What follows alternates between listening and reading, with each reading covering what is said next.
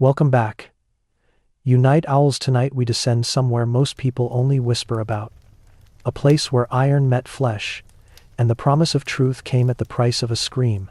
Picture it. A narrow corridor, the air thick with damp stone and candle wax. The kind of smell that clings to memory long after you leave. The walls seem to lean closer the farther you walk, and somewhere ahead, faint but steady, you hear the rhythmic turn of a wheel. It isn't a clock. It's something far less forgiving. You step into the chamber. Shadows dance across the brickwork as a single flame flickers beside a table that looks almost like a carpenter's bench except for the ropes. They wind through pulleys, ending in heavy wooden rollers at each side. It's elegant in its simplicity, terrifying in its purpose. The rack, a device designed not to kill outright, but to draw the truth from a person the way a musician draws sound from strings, tightening, tuning, until something finally snaps. You probably won't survive this story, but don't worry. Nobody really does, not unchanged. So, before you get comfortable, take a moment to like the video and subscribe, but only if you genuinely enjoy what I do here. And if you're listening from some quiet corner of the world, let me know in the comments where you are and what time it is there. It's always fascinating to imagine how many of us are awake together when we probably should be asleep. Now, dim the lights. Maybe turn on a fan for that soft background hum, and let's ease into tonight's journey together. The rack wasn't born of madness, though it certainly invited it. Its earliest appearance can be traced to ancient Greece, where instruments known as eculeus, or little horse, were used to extract confessions. But the medieval mind took that concept and refined it into a methodical craft. You can almost admire the engineering, the way each turn of the handle multiplied tension evenly through the ropes, dislocating shoulders and hips in careful increments. Precision, cruelty, and faith in one machine. You approach the wooden frame. The grain is darkened with age and something else, something that once pulsed red and refused to wash away. Rust, perhaps, or not. A soft draft hums through the cracks in the stones, carrying the scent of iron, sweat, and prayers that went unanswered. In this room, truth was less about fact and more about endurance. The rack became famous in Europe around the 14th century, especially under the hands of inquisitors who saw torture as both science and sacrament. They believed that truth was locked deep within the human body, and pain was the divine key to open it. You can almost hear the echo of their sermons, the rhetoric of purity, the comfort of absolution offered after agony. To them, the wheel wasn't barbaric, it was necessary. But as you stand there now, staring at the ropes stretched taut like veins across a corpse, you can't help wondering what kind of mind could design this. Not a madman's, surprisingly. Records suggest that the rack's creators were often scholars, engineers, physicians, even priests. They documented everything. The angle of pull, the average number of turns before dislocation, the duration a body could endure before total collapse. Their notes read like early anatomy manuals, except their test subjects screamed. You run your hand along the wooden frame, tracing splinters. Imagine a woman lying here, because it was often women, accused of witchcraft, infidelity, or the crime of existing too loudly. Her wrists bound above her head, her ankles secured below. A man stands by the lever, his expression calm, almost detached, as though adjusting a harp. Each turn is a question. Who helped you? What did you see? Why won't you confess? The first pulls don't kill. They don't even break skin. They simply stretch. The body resists at first, ligaments groaning, joints straining, the flesh fighting to stay whole. Then, with another turn, the resistance gives way. A sharp pop echoes through the chamber, followed by a silence so deep it feels reverent. The inquisitor pauses, waiting for the confession. Sometimes it comes, sometimes it doesn't. But the wheel keeps turning. There's an odd irony here. For centuries, executioners were forbidden to spill blood inside sanctified walls. So the rack became the perfect compromise, a way to destroy without cutting, to purify without mess. You could call it bureaucratic cruelty. Every society finds its loopholes. In the dim light, you notice something carved into the beam, a cluster of initials, maybe a name half worn by time. Prisoners often left marks like these when they could. A small rebellion against oblivion. One historian noted that in the Tower of London, you can still see graffiti scratched by prisoners who met the rack. Letters jagged and desperate, yet defiant. One reads simply, "Still I live. Gaby devout razor." The mainstream historical record tells us that the rack became a tool of law under sanctioned authority, especially during England's Tudor era. It was even kept in the Tower's Little Ease, a chamber too small to stand or lie flat, just large enough to breathe. Officials like Sir William Wallace and Guy Fawkes are said to have been stretched there, their confessions wrung out word by word. The quirky tidbit, if you can call it that, is that the official torturer was nicknamed Topcliffe, a man who boasted of his technique to Queen Elizabeth I herself. Imagine bragging about joint dislocation over tea. Historians still debate whether the Queen truly approved such methods or merely turned a blind eye. Some argue she sanctioned it only in treason cases. Others suggest she saw it as a regrettable but necessary tool of governance. Either way, the sound of creaking ropes became as much a part of statecraft as parchment and ink. You lean closer to the device, and for a moment, you swear you can hear echoes, not screams, but whispers. Centuries of them. They overlap, murmuring through time, their syllables softened by stone. People always assume torture rooms are full of noise, but most of it, historians say, was silence. The victims learned quickly that screams made no difference. The air grows heavier the longer you stay. And then there's the psychological side, because pain wasn't just physical here. The rack was often placed in rooms adjacent to others being tortured. Prisoners awaiting their turn were made to listen to the rhythmic creak, the occasional cry, the moment of collapse. Some confessed before ever being tied down. The device worked before it was even used. A scholar once described this as the acoustics of fear. He argued that architecture itself became part of the torture arches that carried sound, chambers that magnified echo. The stones of medieval prisons were unwitting collaborators. You imagine the flicker of torchlight revealing faces behind bars, the smell of burning tallow candles, the faint drip of water somewhere unseen. Every sense heightened, every breath counted. Sleep deprivation, hunger, and anticipation were the rack's invisible accomplices. The most haunting part? Many victims believed they deserved it. The theology of the time taught that suffering purified the soul. Pain was proof of faith, so when women accused of witchcraft endured the wheel, they often whispered prayers through clenched teeth, convinced that each pull drew them closer to heaven. You can feel your stomach tighten as that paradox settles in faith as fuel for agony. But not everyone submitted.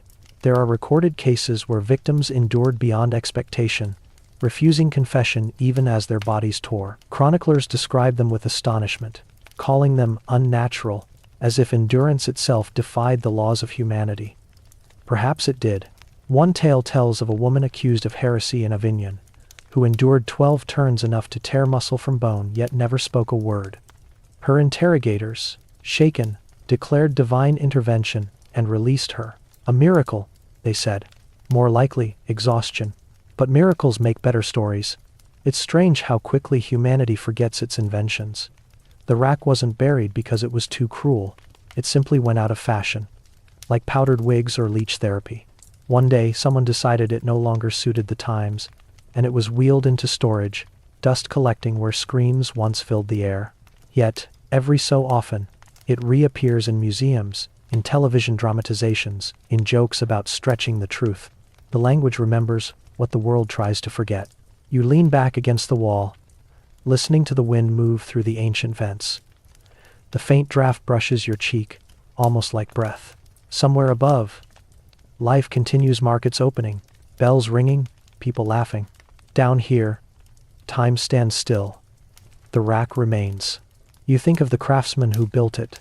Did he believe he was serving justice? Did he test the ropes with his own hands, proud of their strength? The wood feels warm now beneath your fingers, as though it's alive. Maybe in some dreadful way, it still is. You turn the handle once just enough for the rope to tighten slightly, creaking with reluctant memory. A low groan echoes across the chamber, the same sound that once marked a boundary between silence and confession. The same sound that might have decided the fate of kings and paupers alike. The candle beside you flickers, stretching your shadow across the floor, long and distorted. For a moment, it looks as though you are the one being pulled apart. You blink, and the illusion fades. But something inside you doesn't quite snap back. Because this isn't just history, it's anatomy. Every human body carries the potential for the rack within it. The ligaments that keep you upright, the joints that let you reach, The tendons that bind you together, they all have limits. And for centuries, the rack existed to find them. As you prepare to leave the chamber, you glance back one last time. The ropes rest loosely now, motionless, but the air feels charged as if waiting. You understand suddenly that these devices were never truly destroyed. They were just reimagined. The methods softened, the motives disguised. We still stretch ourselves, just in different ways, through work, through fear, through the endless pull of expectation. The rack is gone, but the tension remains. You climb the stairs, feeling the weight of every step.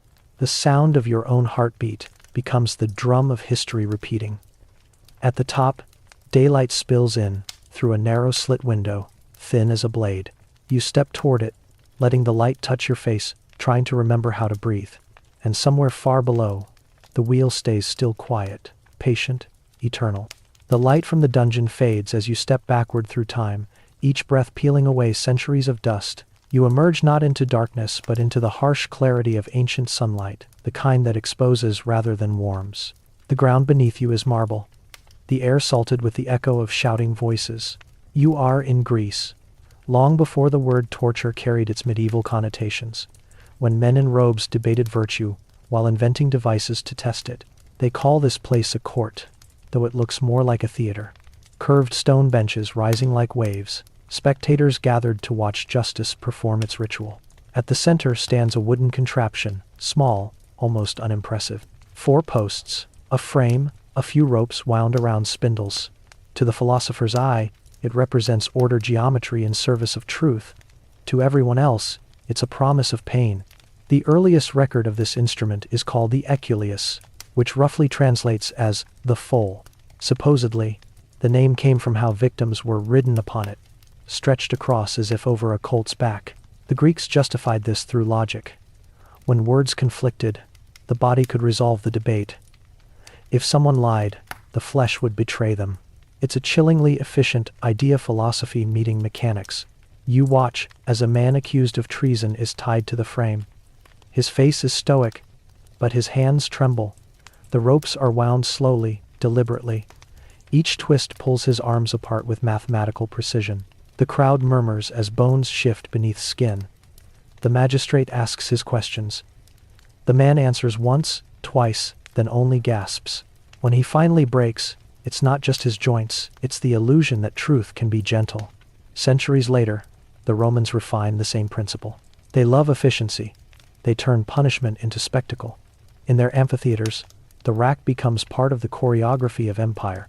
Prisoners, slaves, rebels, women accused of poisonings are tied down and questioned. The Latin word torcere means to twist. From it comes tortura, the twisting of truth from flesh. The Romans' version, the fidicule, was portable.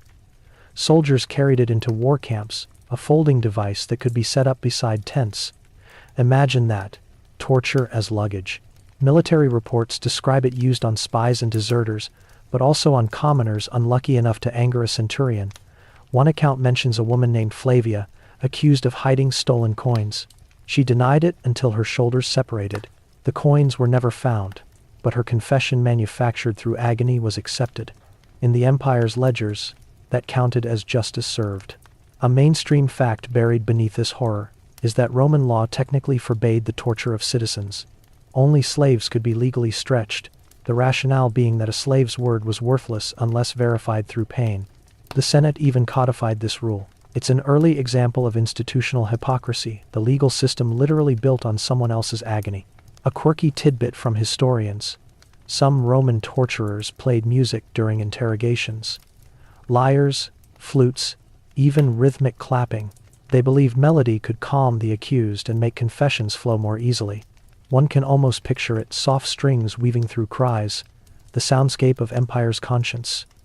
It's absurd, grotesque, and yet perfectly human, to soundtrack suffering so it feels civilized. You drift through centuries again. The world darkens, marble giving way to damp stone.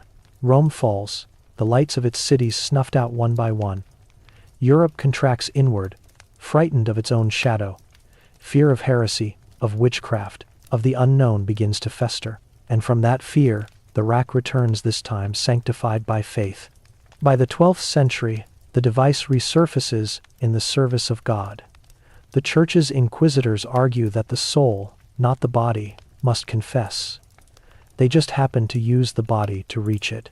Manuals written by Dominican scholars describe methods of questioning, under constraint. They insist it should be used with moderation, always moderation. As though there's a humane way to unspool a human spine. You can almost hear the reasoning. Pain is not punishment but purification. It's better to suffer on earth than burn in eternity. The wheel becomes a staircase to heaven each turn, a rung closer to salvation, and so the rack evolves. The crude horse of grease transforms into a sophisticated mechanism. The wooden rollers are reinforced with iron teeth for traction. Ratchets are added, so the torturer can lock the ropes in place, keeping tension constant while questioning continues. Later, pulleys multiply, allowing independent control of arms and legs. You might call it progress if it weren't so nightmarish. Imagine the craftsmanship. Blacksmiths designed the gears, carpenters built the frame, tanners prepared the ropes. It took an entire community to create something no one would admit to using. In some towns, the craftsmen carved small crosses into the wood before assembly superstitious insurance against damnation. They knew what they were making. They just didn't want responsibility for it. Historians still dispute where the first modern rack was constructed. Some point to the Papal States, others to Germany or England. Documents from 1314 describe a device called la crémaillère, used in Paris under King Philip IV, reportedly on the Knights Templar. The accused were stretched until they spoke freely. The irony of that phrase would be funny if it weren't so tragic. You watch the centuries compress the same frame appearing in new costumes. Inquisition courts in Spain, dungeons in Venice, even royal prisons in France all adopt variations. By the time the 15th century dawns, the rack is as familiar to lawmen as a gavel, and to the common folk, it's a whisper that keeps them obedient. Picture a medieval marketplace. Merchants shouting prices. Children chasing geese. A town crier reading decrees. Somewhere in the background stands a cart draped with canvas. Everyone knows what's underneath. The knowledge alone keeps peace better than any army. Fear becomes governance. You walk through that crowd now, invisible among them, and realize something uncomfortable. They don't look away from the rack because it's too cruel, they look because it reassures them. It reminds them that order still exists, that chaos has boundaries, that as long as someone else lies on that frame, they themselves are safe. One chronicler in Nuremberg wrote that the townspeople would sometimes hum hymns outside the courthouse during interrogations, believing their voices would strengthen the faith of the tortured. The mixture of compassion and complicity is dizzying. Even kindness becomes weaponized. By the time the device reaches England, it carries centuries of theological and imperial justification. The Tower of London's official rack master keeps meticulous records, names, dates, number of turns. In one entry he notes proudly, confessed at 4 teeth, expired at 7. It reads like a baker's recipe, yet not every ruler embraced it. The philosopher King Frederick II of the Holy Roman Empire outlawed torture in 1231, calling it a shame to reason. His edict lasted about as long as his patience with dissent. 20 years later, it was reinstated. Idealism tends to stretch thin when power feels threatened. As you move through these centuries, a pattern emerges. The rack thrives not in times of chaos, but in moments when society craves control. It's not a barbarian's tool, it's a bureaucrat's. Each rope, each crank, is part of a system that believes truth can be standardized, like weights and measures. You can almost imagine a clerk somewhere recording degrees of stretch beside confessions in parchment columns. The pursuit of order is a seductive excuse, and beneath that order, gender lines twist. Women are disproportionately accused, their bodies deemed unstable, emotional, needing correction. The rack becomes a literal instrument of patriarchy, stretching bodies to fit a moral frame they were never meant to occupy. It's said that inquisitors sometimes murmured prayers while turning the wheel, as though apologizing to God for the perfection they were about to destroy. A scholar of medieval law once observed that the invention of mechanical torture coincided with Europe's fascination with machinery, clocks, mills, levers. They learned to harness wind, he wrote, and soon sought to harness flesh. The same mind that built cathedrals could also design agony with architectural precision. The difference was only purpose. You find yourself again in that dim medieval workshop. The blacksmith wipes soot from his face, fitting iron teeth into a wooden roller. He tests the tension of the rope, nods, satisfied. To him, it's just another commission. He doesn't hear the future screams, he hears coin clinking on his table. The moral distance between creation and use has never been shorter or longer. And what of the victims? Few records survive their voices. Confessions were transcribed by scribes who worked for the court, not the condemned. We know their names only through accusations.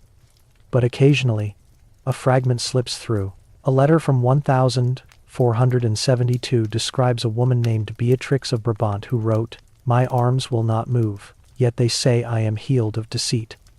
The note was found sewn inside her sleeve after her execution. It is one of the few first-hand accounts of the rack ever discovered. Her words linger, healed of deceit. As though the body, once broken, could be considered pure again. You feel the paradox settle heavy in your chest. The more the body was damaged, the more truth it was assumed to hold. In a way, that logic never left us. We still equate suffering with authenticity, scars with honesty. History's ghosts hide in our metaphors. The rack's origins remind you that cruelty rarely announces itself as evil. It often arrives, wearing the language of virtue, truth, order, purity, faith. That's why it lasts. Each civilization inherited the device not as a symbol of savagery, but as a tool of justice. Only later do we recoil, pretending we would have known better. But as you stand again before the ancient frame, centuries overlapping like translucent veils, you realize something deeper.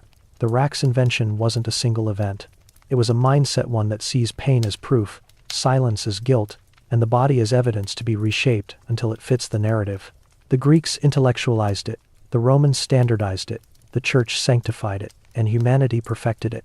The wheel creaks softly in the background, echoing across 2,000 years, the same sound whether pulled by philosopher, emperor, or priest. The difference is only who's listening. You turn away, but the noise follows.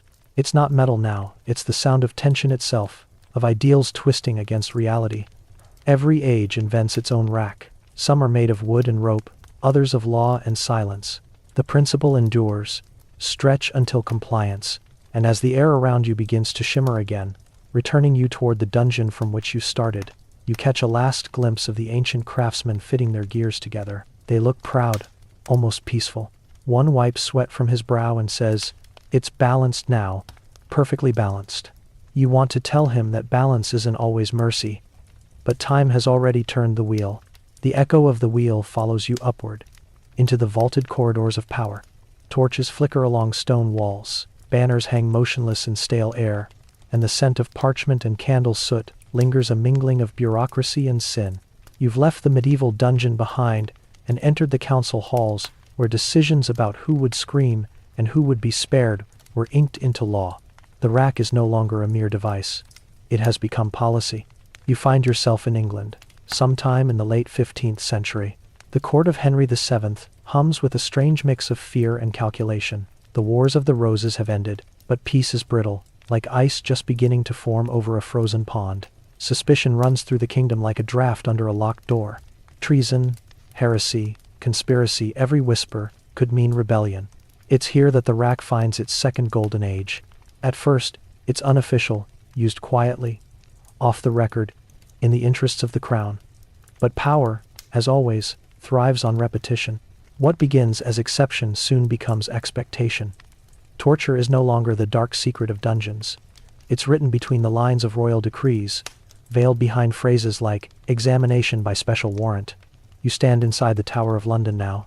The walls rise like slabs of frozen fear, the mortar between them flecked with centuries of breath. Down one narrow corridor lies a chamber known by many names: the room, the question, the king's mercy. Each title a euphemism, each more absurd than the last.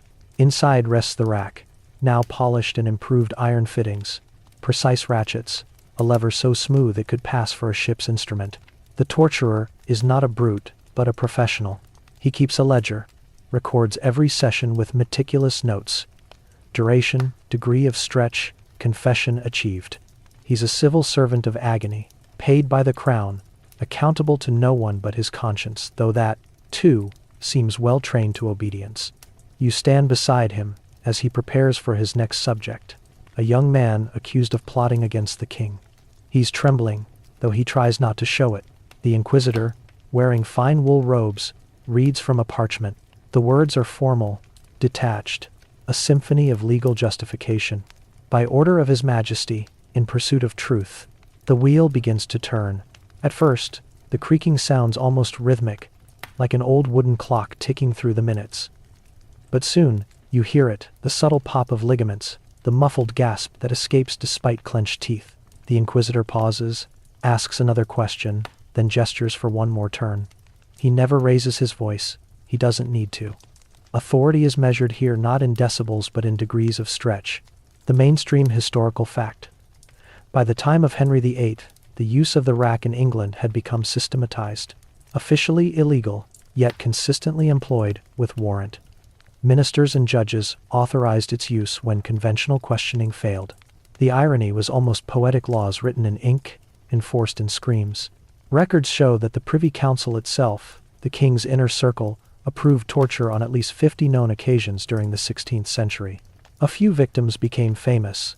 Guy Fawkes, the gunpowder conspirator, whose signature on his confession begins strong and ends as a spidery tremor after days of stretching.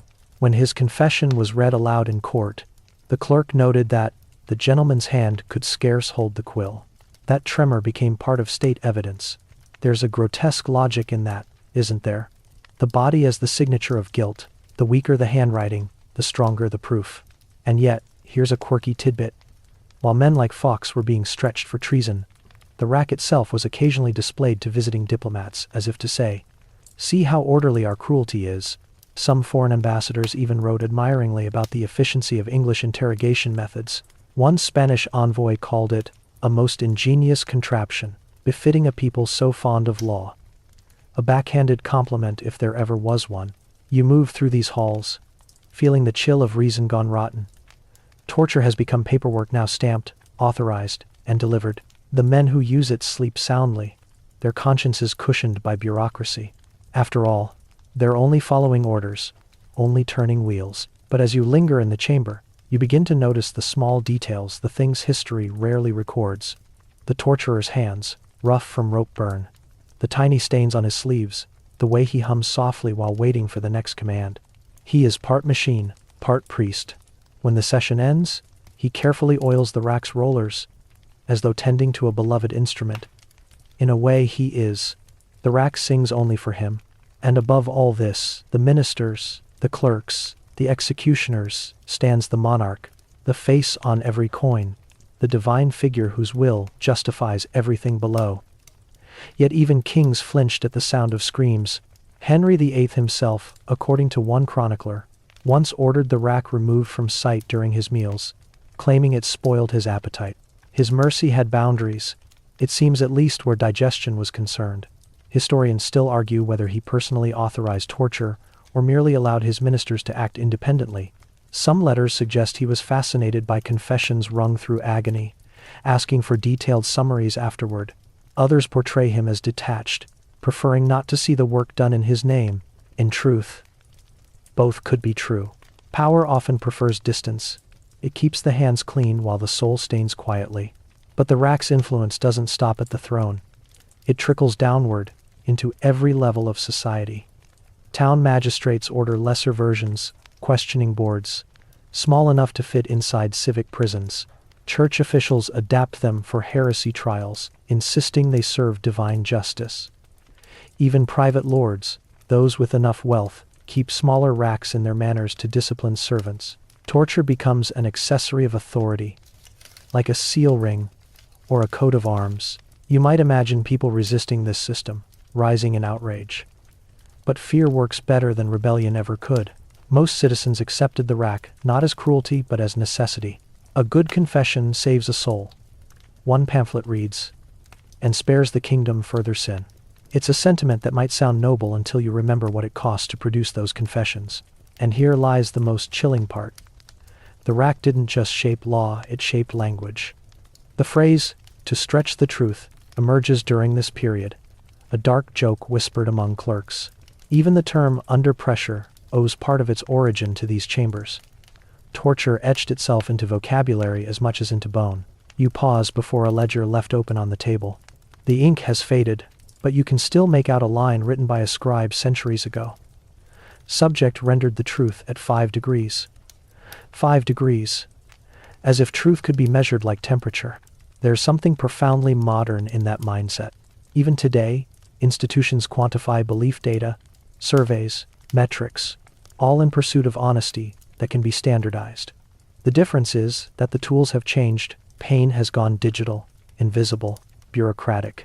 The principle, though, remains hauntingly familiar. You move again, this time beyond England's shores. The idea of the rack spreads with empire. France, Spain, the Holy Roman Empire, all adopt versions of it, each tailored to their own legal systems. In Spain, the Inquisition prefers a method called the potro, or pony, nearly identical in function. In Venice, the strappato, a cousin of the rack, lifts victims by the wrists instead of stretching them horizontally. The fascination isn't with pain itself, but with control. The body becomes a document to be edited, a story to be rewritten until it aligns with authority's version of truth. Every empire eventually learns the same lesson. Power is most stable when it can make people rewrite their own reality. And yet, amidst all this calculated cruelty, you find small acts of rebellion. A guard who loosens a rope too soon, a clerk who misplaces a confession, a torturer who feigns equipment failure to buy a prisoner mercy. These minor miracles rarely make it into official history, but they exist, small fractures in an otherwise perfect machine. Even in the darkest systems, compassion leaks through the cracks. By the 17th century, the Enlightenment begins to flicker a fragile light amid centuries of shadow. Philosophers like Cesare Beccaria and Montesquieu start asking uncomfortable questions. If truth is sacred, why must it scream? If confession requires agony, is it really confession at all? Their arguments gather momentum, and for the first time in centuries, the rack's legitimacy trembles. But power doesn't surrender easily. Governments don't simply retire their favorite tools. The rack fades gradually, moving from official chambers to whispered corners. It becomes a ghost policy, technically outlawed, practically tolerated. There's a document from 1640, signed under the reign of Charles I, that reads, "Let no subject of this realm be examined by the rack, save in matters of utmost necessity." A loophole disguised as reform. You can almost hear the smug tone of the bureaucrat who wrote it. We're not banning torture, he might say. We're just rationing it. And yet, slowly, the world shifts. The rack gathers dust. The wheel stops turning. Not because humanity has grown kinder, but because it has found subtler ways to compel obedience. Ink replaces rope. Fear moves from the body to the mind. The rack becomes obsolete, its spirit, eternal. Still, its shadow lingers in the archives. You can trace its afterlife through legal phrasing, through the cold detachment of reports that value confession over conscience. Even in the modern courtroom, echoes of that logic persist. Pressure someone long enough, deny them rest, and they'll eventually say what you want to hear. We just call it enhanced interrogation now. You look around the empty chamber one last time. The table remains, the rope frayed but intact, the lever gleaming faintly in the gloom. Dust motes swirl in the slanting light like silent witnesses. Somewhere beyond the tower walls, the city hums with life, merchants, poets, lovers, all unaware of the centuries of stretched truth beneath their feet. You wonder if the policymakers who built this system ever truly believed in it, or if belief was simply another form of obedience. Maybe, in the end, that's what power really is. Not the ability to command, but the ability to convince people that command is moral. The candle at your side sputters. The flame stretches briefly, elongating like a tiny echo of the rack itself, then collapses into smoke. You're left in darkness, listening to the faint creak of history adjusting its ropes. You descend again, not into the politics of courts or the chambers of kings, but into the quiet, obsessive curiosity of the human mind. The torches fade to a sterile glow. You are now in a different kind of laboratory, where pain is studied not as punishment but as anatomy. The air smells faintly of iron and oil. A table stands in the center, eerily familiar, flat, wooden, bound with cords and metal joints. It could be a rack, or, as one physician might call it, an apparatus for the study of corporeal extension. Here, The boundary between medicine and cruelty blurs until it almost disappears. When inquisitors first began stretching their victims, they weren't just hunting for heretics. They were, unintentionally, performing experiments in physiology. Every turn of the wheel taught them how muscles fail, how joints separate, how tendons resist. For all its horror, the rack provided information few physicians of the age could acquire through sanctioned dissection. A dark harvest of knowledge, gathered one scream at a time. You stand beside a 16th-century surgeon named Ambrose Paré, a man both celebrated and condemned for what he learned from broken bodies. His notes describe the elongation of limbs under duress and the capacity of sinew to bear weight before rupture. He wasn't a torturer, at least, not by profession, but he visited inquisitorial chambers to observe the mechanics of suffering. He recorded that a man's arms could stretch up to 4 inches before full dislocation. 4 inches enough to transform a person into something unrecognizable, yet still alive. Mainstream fact: early anatomists often relied on executioners and torturers to access bodies for study. Before modern medicine legalized dissection, the line between healer and tormentor was razor thin. It's not exaggeration to say that the same hands that turned the wheel in a dungeon might later hold the scalpel in a hospital. You watch Paré trace the torn ligaments of a cadaver's shoulder, murmuring about the marvelous elasticity of divine design. He's fascinated, reverent even. To him, the human body is an instrument tuned by God, and the rack, perversely, is a way to hear its limits. He doesn't notice the irony. Another figure enters your vision, a Jesuit scholar named Athanasius Kircher, writing in the 1600s. In his notes, he proposes that pain is measurable, like sound. He speculates that muscles might produce distinct vibrations when stretched, and that perhaps one day, such frequencies could be studied scientifically. The idea is absurd and horrifying, yet prophetic. He imagines a world where agony could be graphed, compared, optimized. You want to tell him that such a world exists, now that we have charts and sensors for suffering, but he's too busy dipping his quill. The rack, you realize, was more than a device of confession. It was a crude research instrument, a data collection tool of the pre-modern world. Imagine the scene in a dim monastery infirmary. A monk records the aftermath of a stretching session, the length of a dislocated arm, the swelling of ligaments, the time it takes for consciousness to fade. He doesn't see it as torture. He calls it observation. He writes that the body, when extended beyond its nature, reveals the hidden architecture of the soul. He believes, truly believes, that suffering is a microscope for truth. The body's responses fascinated them. They noted that victims often experienced euphoria before collapse, a rush of endorphins, though they didn't have the word for it. Some subjects laughed uncontrollably. Others fell into trances, murmuring prayers or nonsense. Torturers called these blessed states. Physicians called them nervous miracles. The intersection of faith and physiology made it all sound sanctified. You can almost see one of these early doctors peering into a victim's eyes mid-stretch, counting pulse beats, whispering to an assistant to record every twitch. Knowledge demanded witnesses, even when mercy begged them to look away. A quirky tidbit from the archives. In 1547, an Italian anatomist named Gabriele Falloppio, yes, the one whose name later adorned the fallopian tubes, collected reports of stretching injuries from inquisitors to better understand joint articulation.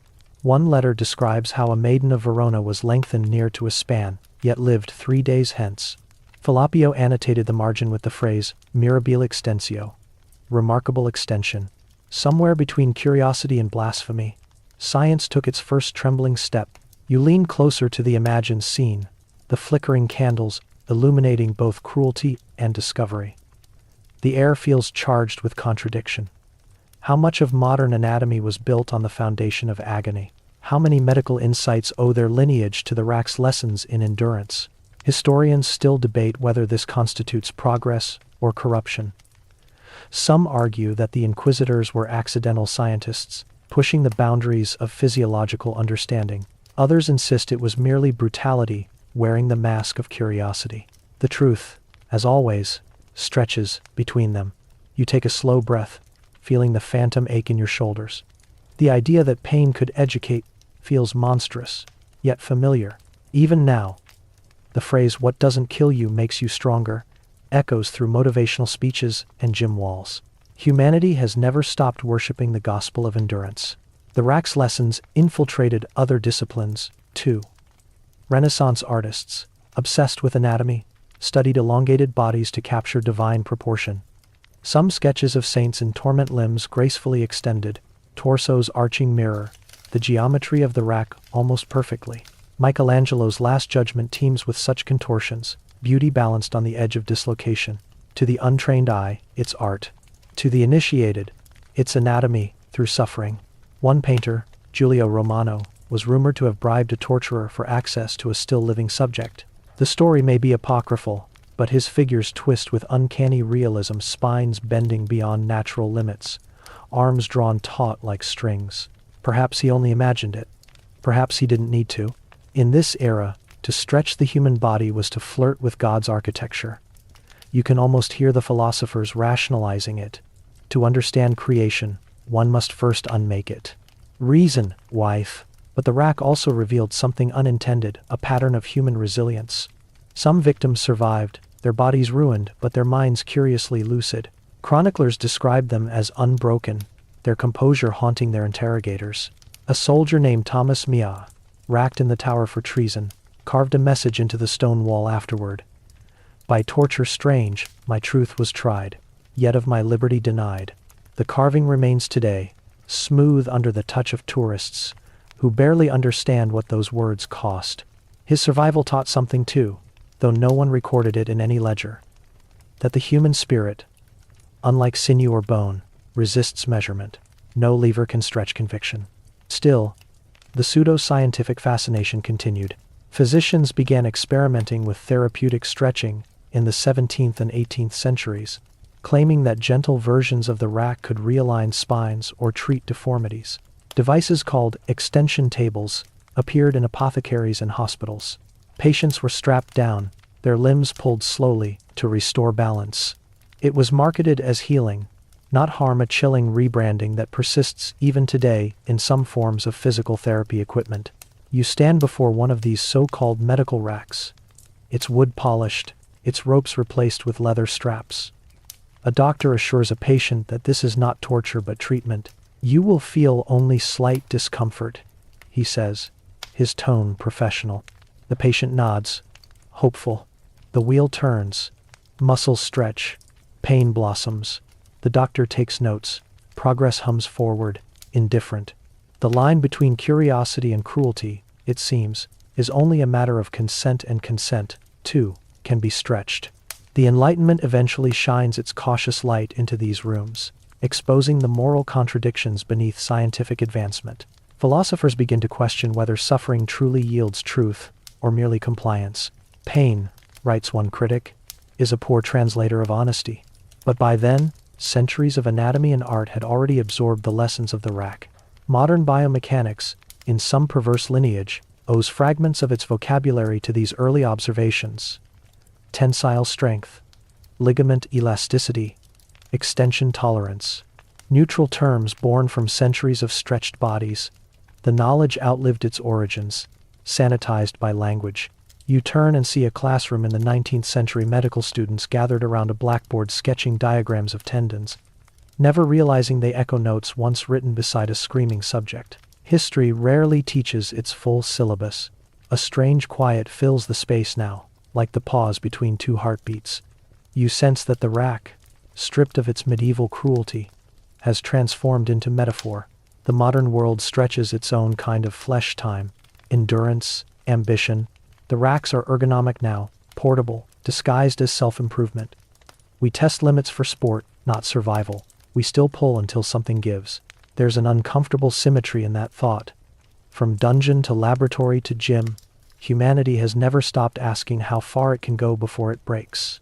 We've merely replaced ropes with expectations, inquisitors with algorithms, confessions with data points. You glance again at Pare's notes. The ink faded to rust. At the bottom, in his ornate script, he wrote, "That which is stretched reveals its nature." He meant tendons, perhaps, but the phrase could apply to civilizations too. The more a society stretches its own moral ligaments, the closer it comes to dislocation. A breeze moves through the imagined laboratory, extinguishing the candles one by one. The table gleams in the half-light, half-relic, half-altar. You can almost hear the faint strain of ropes tightening, the ancient music of tension that never truly stops playing. As you step away, the walls dissolve into mist, and you find yourself somewhere between centuries again. The scent of iron fades, replaced by the damp chill of a medieval corridor. The rack awaits its next use, its next experiment in the science of obedience. And somewhere, a scholar writes in the margin of a book, utterly unaware of how close his curiosity leans toward cruelty. You find yourself in the cold dawn of a European courtyard, where the smell of smoke clings to the stones and the air trembles with rumor. The rack, once the privilege of royal traders, now waits for women. Not queens in their gowns of state, but midwives, widows, healers, and dreamers, those who knew too much, spoke too boldly, or simply happened to live alone at the edge of town. The tide of faith has turned to fear. The church, hungry to cleanse the soul of Christendom, needs enemies to burn. And so begins the witch-hunting age, where the rack becomes Scripture's handmaiden. You step through the heavy oak doors of a 15th century inquisitorial chamber in Cologne. The air is still, almost holy. Candles flicker before a crucifix, their smoke curling into the vaulted ceiling. Below it sits the rack, positioned deliberately beneath the image of the crucified Christ, as if to remind the condemned that their suffering, too, might be sanctified. The irony is so thick you could cut it with a blade. A woman stands nearby, hands bound. She is in her 40s perhaps, though hardship has carved years into her face. Her name is Margaretha, a midwife, accused of consorting with demons after 3 infants died during childbirth. No one asked about famine, about infection, about the damp rot that poisons whole villages. They asked only whether she flew at night, and whose name she whispered when the moon rose. She denies everything. The inquisitor, dressed in robes that shimmer faintly with authority, sighs as though weary of the performance. He gestures toward the rack. It's almost elegant in this light. The wood polished, the ropes coiled neatly, the torturer silent. Anonymous turns the handle with the calm of a man winding a clock. The sound is soft at first, then sharper, the pitch rising as tension builds. Margaretha gasps once, twice, her shoulders drawn backward like wings, preparing for flight. The inquisitor asks again, "Do you serve the devil?" She answers no, her voice breaking on the vowel. He nods politely, as though acknowledging a difference of opinion. Another turn. The mainstream fact: tens of thousands of women were tortured and executed during Europe's witch trials between the 15th and 17th centuries. The rack, along with the strappado and the thumbscrew, served as the preferred means of eliciting confession. Interrogation manuals, like the Malleus Maleficarum, Hammer of Witches, explicitly sanctioned mechanical stretching to loosen the tongue and purge deceit. But the deeper horror lies not in the method, it lies in how ordinary it became.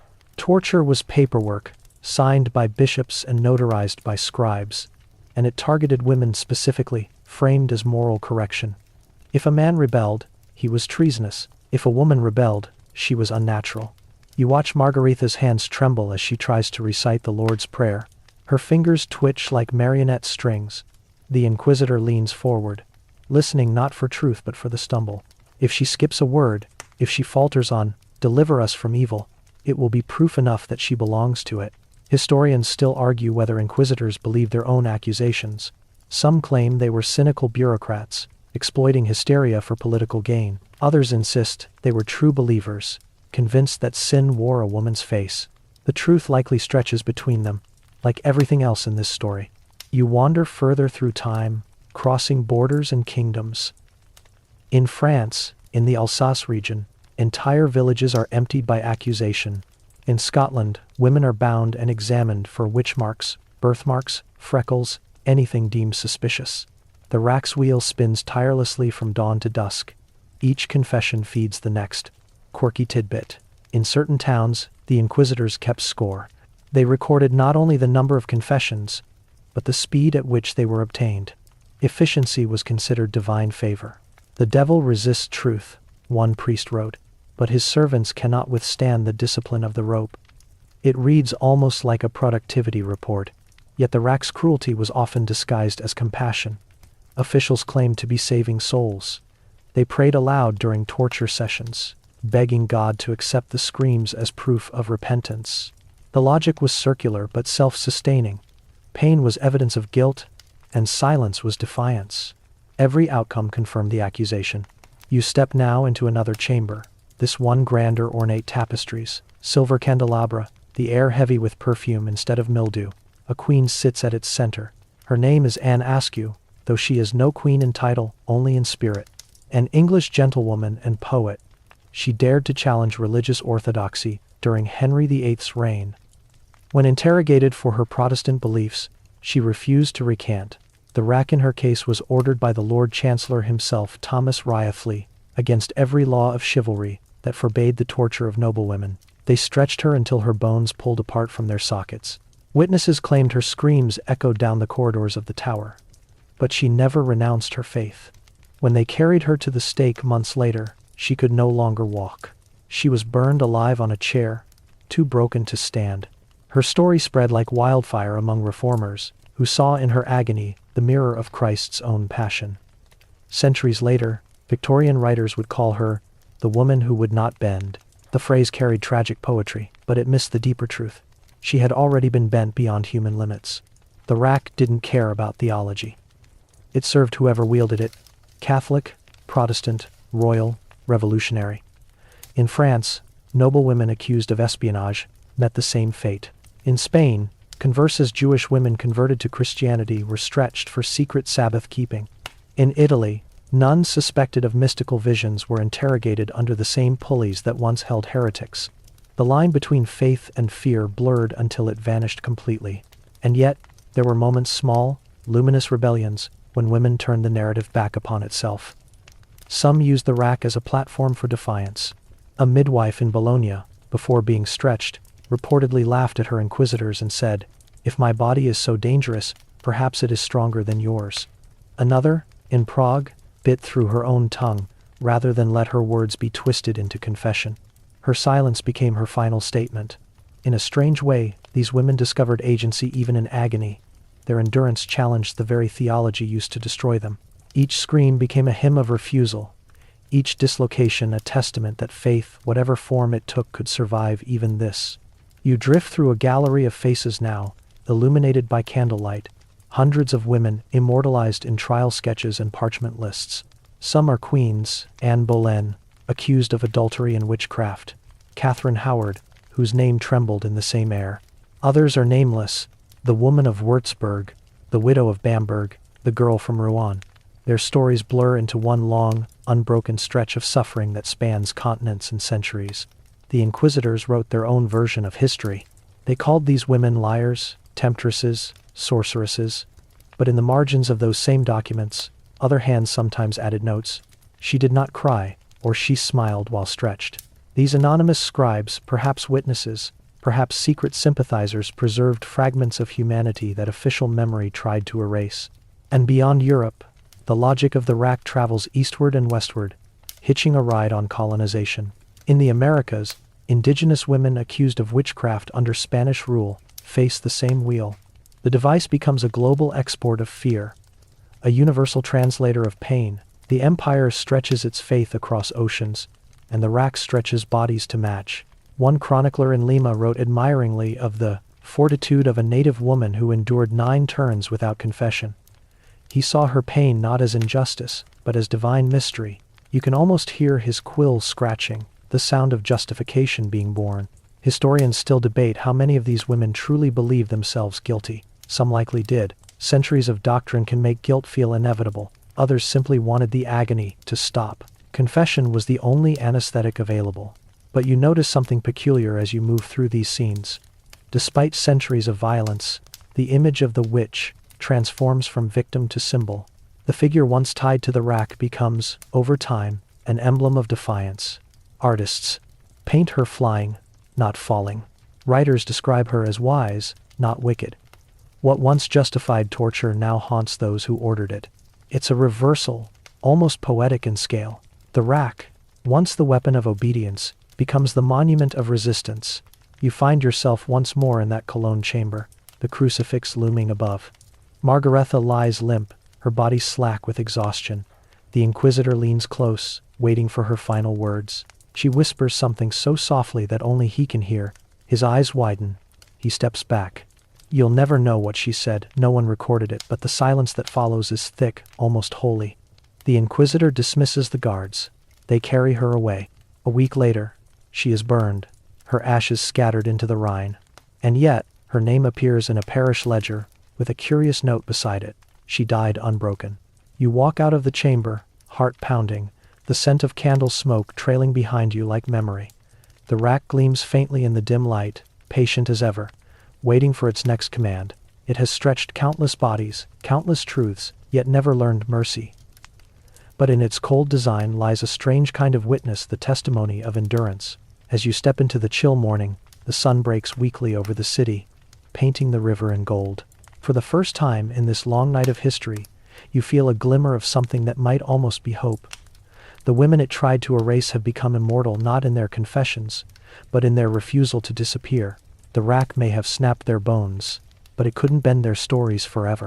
The screams have quieted now, but the silence that follows is heavier. The dungeon's door opens onto daylight, and for the first time, the rack is rolled into the open air.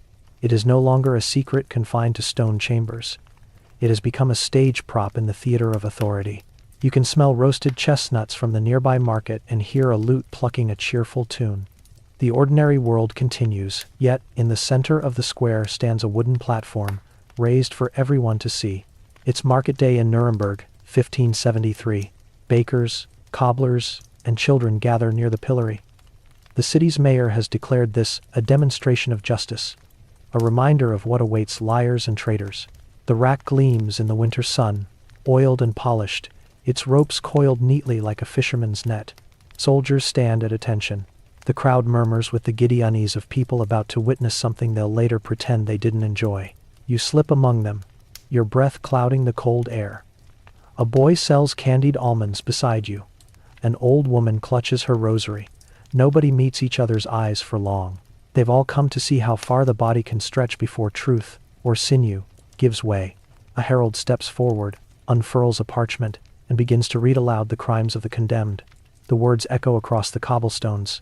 Sedition, blasphemy, the spreading of unrestful ideas. The accused, a gaunt man in a threadbare coat, is led onto the platform. He's not a murderer, not a thief, but a printer. His presses produced pamphlets, mocking the local bishop's taxes. The mainstream historical fact. Public torture was a deliberate act of civic theater in late medieval and early modern Europe. It wasn't about punishment alone. It was pedagogy. Authorities believed that visible agony reaffirmed divine and social order. The rack and its cousins were paraded like reliquaries of obedience, proof that the law had muscles. The torturer, wearing a hood, not for secrecy but ceremony, adjusts the ropes. The crowd leans forward as if awaiting the opening act. The printer's wrists and ankles are tied, the handle set, the pulleys whispering promises of virtue. The first turn is almost anticlimactic. A small jolt, a quick intake of breath. The second turn makes the crowd gasp. By the third, someone in the back begins to pray aloud. And still, life continues. A merchant sells ribbons, a baby cries, 2 dogs fight under a cart. The horror is softened by the rhythm of daily commerce, as though cruelty itself were part of the market's soundtrack. You realize something uncomfortable. This isn't just punishment, it's performance. The spectacle serves to bind the community, not the victim. By witnessing pain, the crowd reaffirms its own safety. That could be me, they think, but it isn't. The rack becomes a mirror, reflecting obedience. A quirky tidbit. In some German cities, musicians were hired to play during torture sessions. Authorities claimed the melodies elevated moral reflection, but in truth, they drowned the screams. A 15th-century diary from Augsburg mentions a violinist paid 2 silver coins to play psalms, while a miller was racked for heresy. The entry ends, he played poorly, and the crowd complained. Humanity's capacity for misplaced priorities never disappoints. You watch as the printer's head lolls forward. The Inquisitor asks if he'll renounce his writings. His voice comes out slurred but defiant. Ink is freer than blood. The phrase ripples through the square like a forbidden prayer. The Inquisitor hesitates. The torturer, loyal to command, turns the handle once more. There's a sound half snap, half-sigh that cuts through every conversation. The crowd exhales as one. The mayor raises his hand, signaling the end. The lesson has been taught. Children are told to remember. Words have weight, and the body pays their price. But not everyone leaves untroubled. A young woman near the gallows stares at the rack long after the soldiers have rolled it away. She clutches a folded pamphlet to her chest, its ink smudged by her palms. You catch a glimpse of the title, A Dialogue on Liberty. The very text that condemned its author now survives in her hands. That small act, a scrap of paper against empire, is enough to shift the air. The crowd disperses, but the idea remains unstretched. As the years roll forward, the spectacle repeats across Europe. Paris, Florence, Seville, Prague, the language of pain remains fluent everywhere. Yet each city adds its own flourish. In Paris, tortures are timed with church bells, turning confession into choreography. In Florence, noble families sponsor mercy spectacles to show piety, offering prayers as bodies break. In Spain, inquisitors describe executions as autos de fe, acts of faith complete with banners, choirs, and food vendors. Torture becomes pageantry. Obedience becomes theater. Historians still debate whether the spectators truly believed in the justice they watched or merely feared it too much to question. Some letters describe crowds weeping in empathy. Others mock victims' screams. One Venetian diarist confessed, "I attend each Sunday's punishment, so I might remember how lucky I am to be good." The human conscience, it seems, can adapt to anything with enough repetition. You stand now at the edge of another square London, perhaps under Elizabeth I. The tower looms in the distance, its shadow long over the Thames. A preacher on a wooden crate thunders about sin while, behind him, soldiers assemble a smaller rack beside the scaffold. They're not using it today, but its presence is reminder enough. Children point. Parents hush them. The device doesn't need to turn anymore to do its work.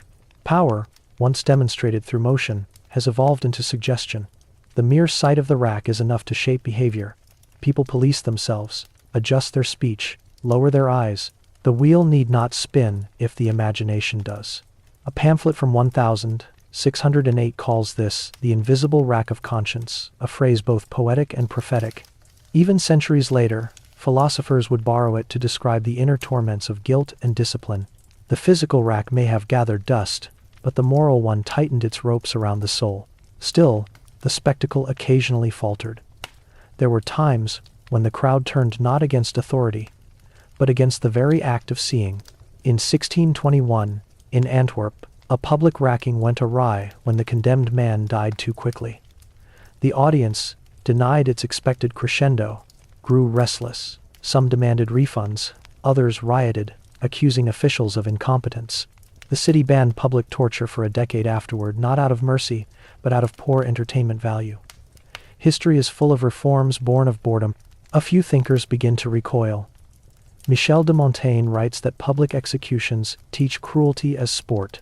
He argues that a society fascinated by agony cannot truly call itself civilized. His essays circulate quietly, tucked between sermons and trade manifests, whispering sedition of a subtler kind. A seed of doubt takes root, though it will take centuries to flower. Meanwhile, the crowd keeps gathering. The rack remains the centerpiece of civic obedience. Its creaks are punctuation marks in the story of empire. Every confession it extracts becomes a line in the script of power. Yet beneath the noise of markets and sermons, something fragile begins to change. A boy who once watched a printer die grows into a philosopher. A girl who clutched a pamphlet grows into a writer. They carry with them the memory of the wheel, not as symbol of justice, but of hypocrisy. The very theater meant to instruct obedience becomes the birthplace of skepticism. One winter evening in Geneva, a group of reformers meets by candlelight. Among them, a physician named Theophrastus Bombastus von Hohenheim, known to history as Paracelsus, argues that pain reveals not sin but ignorance. To torment flesh, he says, is to confess that one's faith is too weak for reason. His words spread quietly among healers and scholars, eroding the moral foundations of torture brick by brick. A quirky but telling footnote. By the late 1600s, city officials began staging mock tortures demonstrations, without actual victims, to appease the public's appetite for spectacle while avoiding the political cost of real bloodshed. Actors pretended to confess. Ropes tightened theatrically. Crowds gasped and applauded.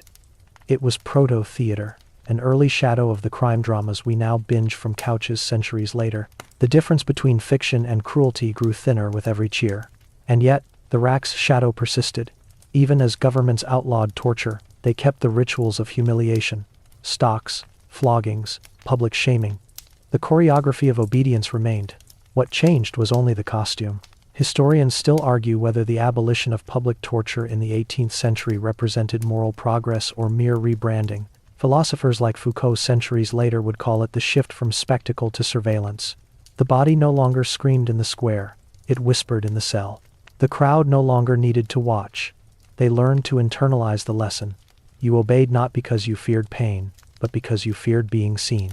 You walk again through that first market square in Nuremberg. The platform is gone now, replaced by a fountain. Children splash their hands in the water where the printer once bled. Pigeons perch on the rooftops. Time has polished the stones smooth, but if you listen closely, you can still hear the faint rasp of ropes turning. The city has forgotten the specifics, but not the posture. People still glance over their shoulders before speaking too freely. The rack may be gone, yet its ghost lives in the angle of lowered heads. A breeze carries the smell of bread and rain. The bells toll noon. You realize that obedience, like muscle, can be conditioned. Once stretched, it never fully contracts. Every generation inherits the tension of the last. But there's another truth hiding beneath the surface of this grim pageant. The same instinct that drove people to watch the rack also drives them to tell stories about it. To witness is to remember. To remember is to resist forgetting. Perhaps the crowd didn't know it, but every horrified gasp was also a small act of conscience, a seed of empathy buried under fear. History's soil is strange, that way it grows compassion from compost. You stand now before an empty scaffold, wind threading through the ropes. Somewhere, a violinist tunes his instrument, preparing for the next performance. The bow draws across the string, and for an instant, the note wavers halfway between harmony and scream. The rack, you think, was never just about confession. It was choreography, a ritual to keep the world in rhythm with authority. And like all rituals, it depended on belief. What happens then? When belief itself begins to stretch too far, the thought lingers as you turn away, the crowd's ghosts parting around you. The city hums with commerce again, but the air feels taut, charged like a rope drawn tight and waiting for release. The lesson of obedience has been taught. But somewhere, quietly, rebellion begins to breathe. The square dissolves into shadow again, and the chatter of the crowd fades into a whisper of stone corridors. You are descending once more down a spiral staircase slick with moss and candle drippings, past walls that seem to sigh as you brush your fingertips along them. The light narrows behind you, swallowed by the earth. Somewhere above, the world still laughs and trades and prays. Down here, all that's left is the echo of turning wheels. You've reached the place where obedience was not performed but enforced, the underbelly of castles and cathedrals, where the public could not see what the crown preferred to forget. The torchlight flickers against the damp walls of an English keep, maybe Warwick or the tower itself, or perhaps the old fortress at Rouen, where Joan of Arc once awaited her fate. The locations blur because the architecture is the same everywhere, a long chamber with hooks, chains, and a single wooden frame waiting in the middle, like an altar to an unnamed god. The guards who work here call it the quiet house. It's not meant to be seen or heard.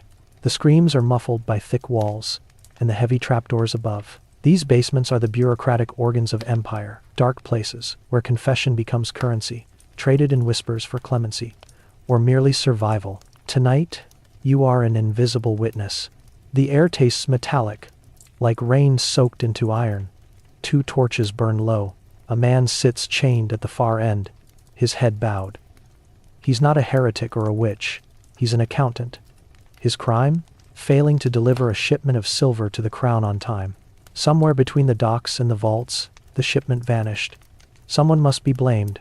You hear boots on stone, steady, deliberate. The inquisitor enters, followed by his assistant carrying ledgers instead of scripture. Their faces are calm, even tired, as if they've done this 100 times before. They speak quietly, like clerks discussing numbers. Bring the frame closer, one says. The torturer obeys, dragging the rack into the pool of light.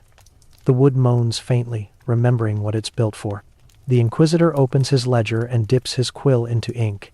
"You claim the shipment was intercepted by thieves," he says. The accountant nods weakly. "And yet you bear no wounds from this attack." Another nod. The Inquisitor sighs, almost kindly. "We shall test the strength of your memory. Now Faladay." He gestures. The torturer begins winding the ropes. It's a familiar sound now, the squeal of the wooden roller, the quiet groan of resistance. The accountant gasps as his shoulders strain, his fingers clawing at the air. The Inquisitor does not look up from his notes. "You will tell me where the silver lies," he murmurs, "and I will write down your truth." This isn't about belief or heresy or justice. It's about bookkeeping. Down here, the rack isn't a moral instrument, it's a financial one. Every confession becomes a balance entry. You realize that bureaucracy has always needed its basements. The mainstream historical fact. During the late medieval and early modern periods, torture was as much an administrative tool as a theological one. Secret dungeons existed beneath royal treasuries, chanceries, and even monasteries. Accused embezzlers, forgers, and political prisoners were examined to recover funds or extract confessions that could be sealed and archived. These hidden chambers documented in the records of France, England, and the Holy Roman Empire show how pain became an extension of paperwork. A quirky tidbit. In the Bastille's archives, historians found receipts for repairs to wooden frames of persuasion. The same account book listed the purchase of candle wax, wine, and quills, ordinary office supplies filed beside instruments of torment. Somewhere, a scribe itemized suffering with the same neat handwriting used for tax records. You move further through the underground corridors, tracing the pattern of Power's plumbing. Every castle, every citadel, hides these rooms like veins, carrying fear beneath the skin of civilization. The floors are thick with the residue of centuries burned wax, sweat, ink, and rust. Each chamber has its personality. Some echo, others absorb. The quieter ones are the most terrible. There is a room beneath Prague Castle, built in the 14th century, where the walls were lined with hay to muffle sound. Prisoners called it the room that listens. The interrogators would speak softly so their own voices didn't echo. They believed silence increased compliance. You can almost feel the psychological weight of that design, the darkness pressing inward, the air growing thinner with each turn of the wheel.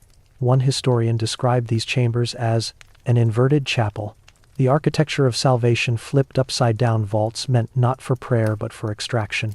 Even the smell of incense was replaced by burning resin to hide the scent of blood. You pause before a narrow doorway, where the stones are darker, moist, with something older than water. Beyond it lies a smaller chamber, almost intimate. This one isn't for public spectacle or extended confession. It's for secrets too dangerous to record. Inside, the rack is smaller, compact, portable. The ropes are new. Someone has been here recently. The Inquisitor's assistant lights another candle, revealing a figure chained to the wall, a woman in a torn velvet gown. Her eyes are wide, fever bright. She speaks before anyone asks, her voice sharp as glass. "I know who sent the letter," she says. "It was not me." The Inquisitor smiles faintly. "Then why was it written in your hand?" "It was forged." "You expect me to believe a forgery could fool His Majesty's entire council?" She straightens as much as her chains allow. "I expect nothing from men who believe what they are paid to believe." The room freezes. You feel it, the invisible crack in the ritual. The Inquisitor's quill hovers above the page. The torturer's hand pauses on the crank. For a heartbeat, you can sense that everyone in the room knows she's telling the truth. But truth is irrelevant here. The purpose isn't discovery, it's conclusion. The confession is already written. They simply need her to sign it with breath, with pain. Another turn. The ropes tighten. Her shoulders tremble. Yet she keeps speaking, each word a rebellion. "When you bury me," she says, "remember that walls remember everything." Was Satan. It's a strange phrase, but you realize she's right. These rooms do remember. Every vibration of the rack, every breath of defiance, has soaked into the stones. If you listen closely, you can still hear them. Not ghosts' impressions. The architecture has a memory of its own. Historians still argue whether castles were designed with torture in mind, or simply adapted for it. Some claim the dungeons were afterthoughts, convenient basements repurposed. Others insist the very blueprints accounted for secrecy and acoustics. The truth may lie, as always, somewhere between intention and inevitability. When power builds, it always leaves space for silence. You move deeper through these imagined halls, centuries collapsing into one another. In one moment, you're in the Tower of London. The next, in the Palais de Justice in Paris. Then, in the crypt beneath the Alcazar of Seville. Each chamber feels identical because cruelty doesn't need imagination, it only needs repetition. A torch sputters beside you, revealing carvings scratched into the wall. Words, names, fragments, in vino veritas. Mercy is deaf. I lied to stay alive. They're not confessions. They're memorials. The prisoners wrote what the inquisitors would not record. Their graffiti becomes the only honest archive. And above these dungeons, kings feast. Servants pour wine from silver jugs, harps play. The castle floorboards tremble slightly from the machinery below, but no one comments. To live above such rooms requires practiced ignorance, the kind passed down like a family heirloom. There's an English saying from the 16th century. The cellars of kings run deeper than wine. It's a joke, of course, but one with too much truth. Beneath every throne lies the machinery that keeps it stable. The whispered threats, the vanished courtiers, the racks that turn unseen. A quirky but haunting detail. In some castles, these chambers doubled as wine cellars once torture fell out of favor. Tourists today sip Chardonnay in basements that once echoed with screams. The irony would be comical if it weren't so eerie. You climb a narrow staircase now, emerging into an antechamber that smells of dust and parchment. Here, the Inquisitor's scribe works, copying confessions from the blood-smeared originals into neat Latin. He dips his quill, pauses, sighs. His hands tremble slightly. Maybe he's tired, maybe he's guilty. He writes faster. Every bureaucratic system produces men like him, the ones who translate agony into paperwork. Without them, the machine would stall. They convince themselves they're only scribes, not executioners. I am merely recording truth, one wrote in a surviving letter. If I did not, another would. It's an excuse as old as empire and as modern as a courtroom transcript. The candle beside him gutters. For a moment, the shadows of the rack's ropes flicker across his face, making him look briefly bound. He doesn't notice. You descend once more, though you can no longer tell whether the movement is physical or historical. The deeper you go, the more the centuries blur. The air thickens with the collective breath of those who once begged for mercy. The floor beneath your feet feels warm, not with heat, but with memory. Somewhere nearby, water drips steadily from a crack in the ceiling. Each drop echoes like the slow ticking of a clock. You imagine how time passes differently here, measured not by hours, but by turns of the wheel. You pause before another door, smaller than the rest. A single line of light glows beneath it. When you push it open, you find yourself not in another chamber, but in a modern museum. Glass cases display the instruments of the past. Iron collars, thumb screws, manacles, and at the center the rack, pristine, reconstructed from historical plans. Tourists shuffle quietly, whispering to one another. Some shake their heads in disbelief. Others take photos. Children point. The curator's placard calls it a relic of judicial torture, used from the 13th to 17th centuries. Clean, factual, concise. The story fits neatly on a card, but the air here feels the same as it did, below the same stale tension, the same hush. The room knows what it contains.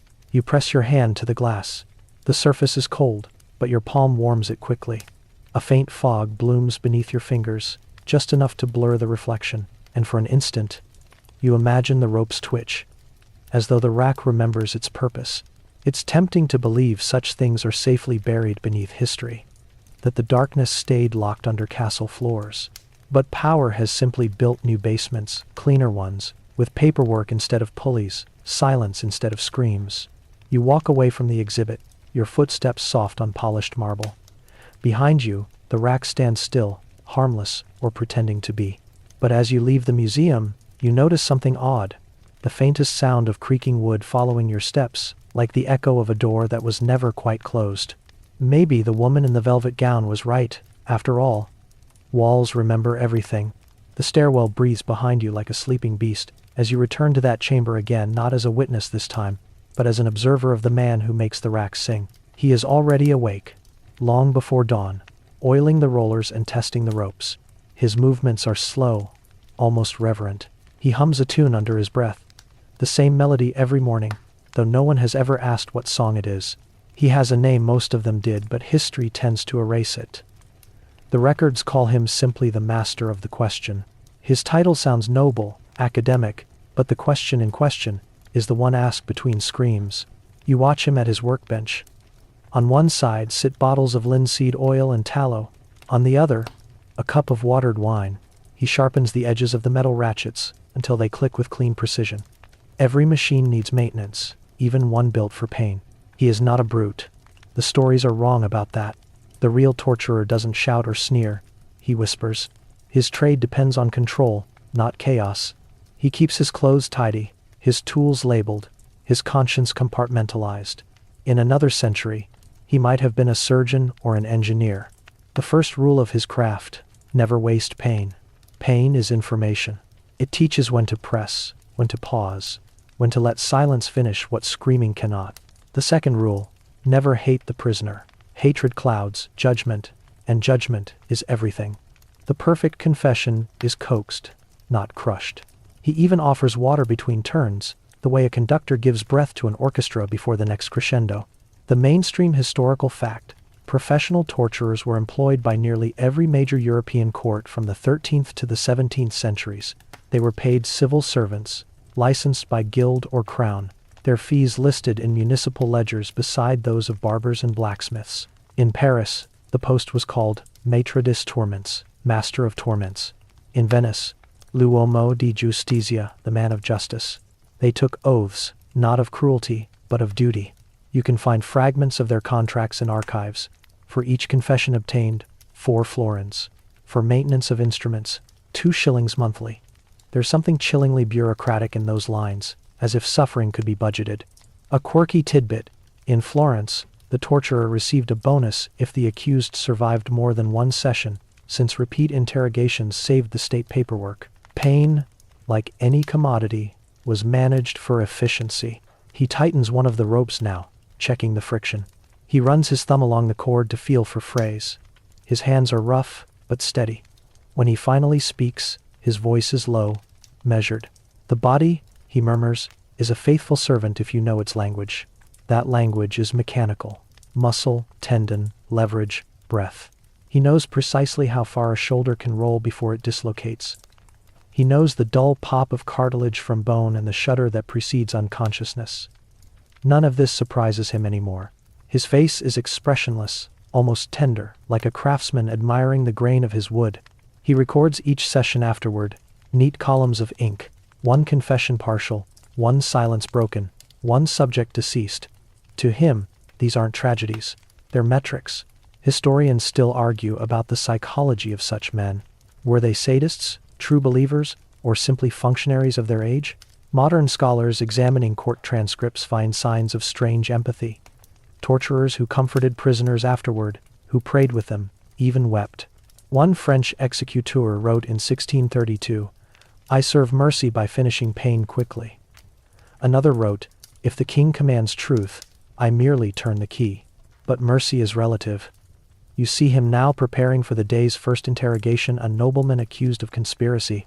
The prisoner is brought in, trembling but defiant. He spits on the floor, muttering, "Do your worst." The torturer nods politely, as if greeting a guest.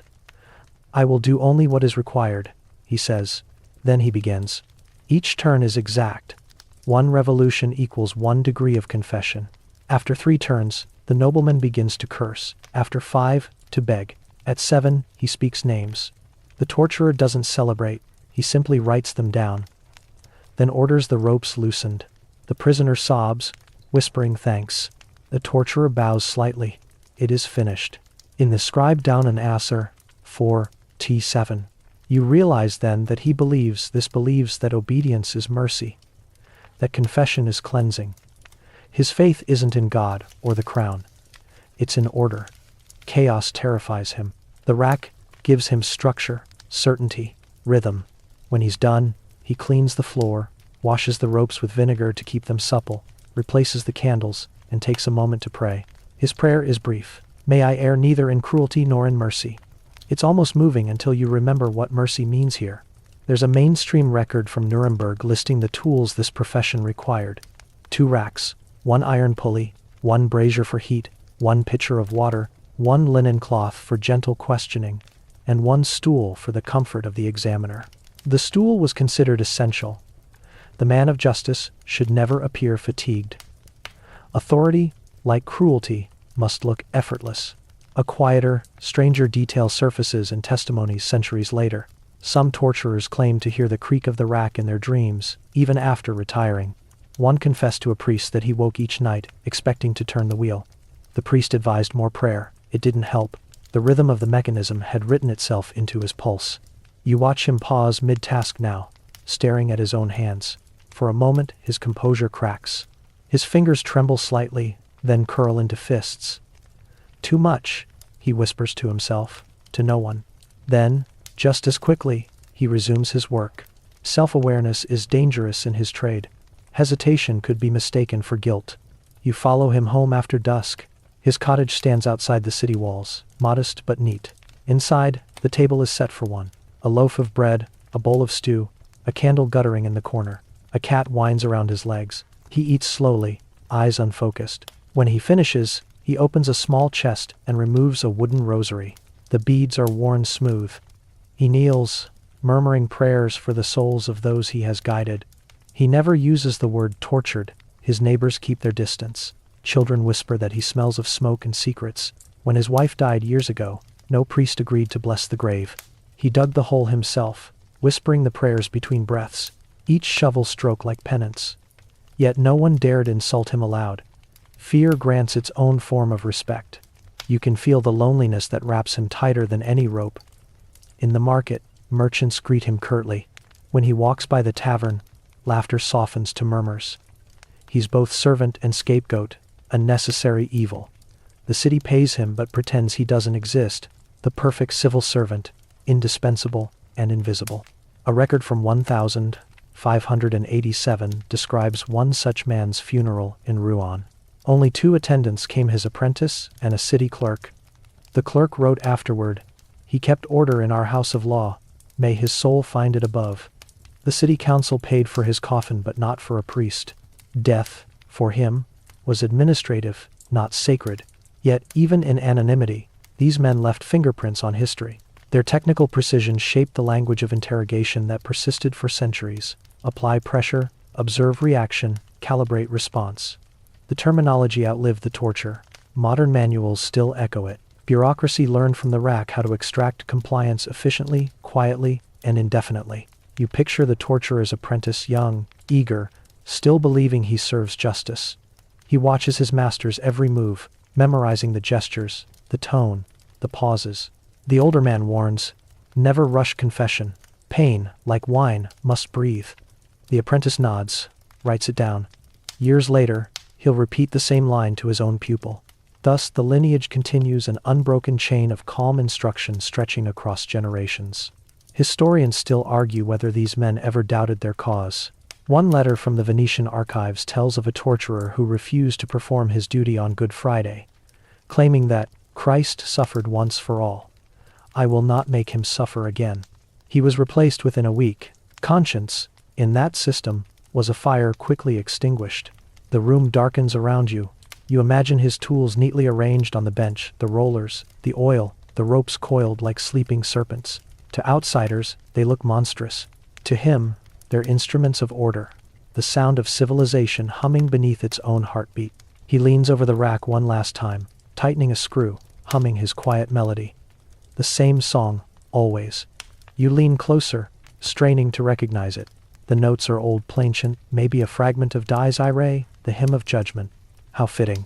He extinguishes the candle and leaves the chamber. The door closes with a soft thud. For a moment, everything is still. Then you hear it, the faint creak of the ropes adjusting, as if exhaling.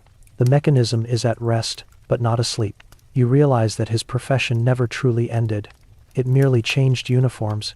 Today, his descendants wear lab coats, suits, uniforms, people who measure, question, calculate, but still rely on pressure to extract truth. The instruments are digital now, the screams internal. but the principle remains identical. The rack taught bureaucracy how to speak without shouting. A breeze drifts through the corridor. The torchlight flickers. The empty rack seems almost human in the shadows, a skeleton stretched between obedience and remorse. You wonder what kind of world creates such a man, then needs him, then forgets him. Maybe he wondered too. The man of the rope fades into the dark, and when your eyes open again, you stand in a chamber lined, not with stone but with tapestries. Candles glow behind colored glass. Incense swirls in lazy ribbons through the air. It smells like sanctity, trying to disguise fear. This is no common dungeon, it's a royal one. The rack here has gold fittings on its handles, and its frame is carved with roses. Even cruelty, it seems, has its luxury edition. It's the 16th century. Perhaps 17th. It hardly matters. The world has settled into its habits of hierarchy. Kings above, peasants below, and between them a fragile bridge made of titles, debts, and gossip. Nobles imagine their blood makes them immune to the machinery of confession, but power has grown hungrier than lineage. You can feel it in the air, an era when crowns wobble and courts whisper. The rack, once reserved for witches and heretics, now begins to taste blue blood. A pair of boots gleam on the floor. Their owner, Lord Beaumont of Devon, paces, his breath shallow. He has been accused of plotting to sell secrets to France. The evidence is circumstantial, but the Queen's advisors need an example. The Empire has learned that spectacle is a better deterrent than proof. The torturer bows when he enters, deferential as a servant. His tone is polite, his hands freshly washed. Beaumont glares at him, offended. "I am of noble birth," he declares. "So am I," the torturer replies softly, "in my own profession." The remark is not insolence, it's fact. For decades, royal torturers formed a quiet aristocracy of their own. Their skill earned them estates, titles, pensions. Some even married into minor gentry. Their names appear in heraldic rolls, each accompanied by the same family crest, a wheel crossed with a key. In the language of symbols, it means keeper of secrets. You watch as Beaumont is bound. The ropes are velvet-lined to prevent visible bruising. Royal etiquette must be observed. The Inquisitor assures him that this is an examination, not a punishment. That phrase will echo through centuries of courts and offices, always meaning the opposite of what it says. The first turn is gentle, almost perfunctory. The torturer apologizes for the discomfort. Beaumont winces but does not cry out. He believes silence will preserve dignity. At the second turn, his jaw tightens. At the third, his fingers twitch. By the fifth, sweat beads on his temples, shining like dew on marble. The Inquisitor leans closer. "Her Majesty values your loyalty," he says, "but loyalty must be proven. I have nothing to confess. Then you have nothing to fear." The wheel turns again. The mainstream historical fact. Though medieval law initially protected nobles from torture, by the 16th century this barrier collapsed. Treason trials made exceptions for everyone. Aristocrats accused of sedition or espionage faced the same devices once reserved for commoners. The Tower of London's records list multiple peers examined by the question, including Henry Howard, the Earl of Surrey, and even courtiers close to Elizabeth I. The logic was always the same. The higher the rank, the greater the danger of betrayal, therefore, the harsher the interrogation. The policy suited monarchs perfectly. It reminded the realm that even silk could fray. Beaumont's voice breaks now. "Mercy," he gasps. "I am loyal." The Inquisitor tilts his head, feigning thought. "Then say who is not." The nobleman hesitates. The pause is its own confession. Another turn, the ropes quiver. The sound of stretching flesh mingles with the quiet hiss of the candles. When he finally speaks, his words spill out in fragments: names, rumors, half-remembered conversations. The scribe in the corner writes each one down with the calm detachment of a bookkeeper recording grain tallies. When the session ends, Beaumont's arms hang limp. He whispers something that the torturer can barely hear. "It hurts to think." The Inquisitor nods. "Then stop. Thank you for watching." And Biandone has 5 from sided. Outside, the Queen's court hums with music and perfume. Courtiers gossip, pretending ignorance of the screams that leak faintly through the floorboards. One lady whispers, "I heard his confession was most illuminating." Another replies, "Then the realm is safe again." The sound of their laughter could almost be mistaken for applause. A quirky tidbit. Nobles sometimes negotiated limited torture clauses in their warrants, specifying how many turns of the rack could be used. One Duke of Lorraine insisted on no more than 4 complete revolutions. He died at 3.5. Lawyers debated afterward whether his torturers had breached the contract. Historians still argue whether monarchs truly derived pleasure from these confessions or simply convenience. Some evidence suggests both. In one letter from the court of Philip II of Spain, an advisor writes, "His Majesty does not rejoice at pain, only at order restored through it." Yet the same advisor later describes Her Majesty's amusement at the fortitude of a certain duchess. Power has always been fluent in double-speak. You walk among these courts now, the velvet halls, the whispered accusations.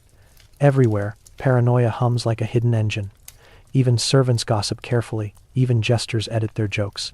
The rack, though rarely seen, shapes behavior as surely as any law. In the French court, Catherine de Medici's spies employ subtler methods. But when political storms rise, she too turns to mechanical persuasion. A rumor claims she kept a miniature rack in her private chamber to remind visiting diplomats of France's reach. No record confirms it, but the rumor alone served its purpose. Fear works best when it doesn't need proof. You stand in another palace, Versailles perhaps centuries later, its chandeliers dazzling, its mirrors endless. Beneath all that gold lies the memory of the same wood and rope. Even in its opulence, the court retains the psychology of the dungeon: hierarchy, spectacle, silence. The nobles bow lower now, their spines permanently bent by history's invisible rack.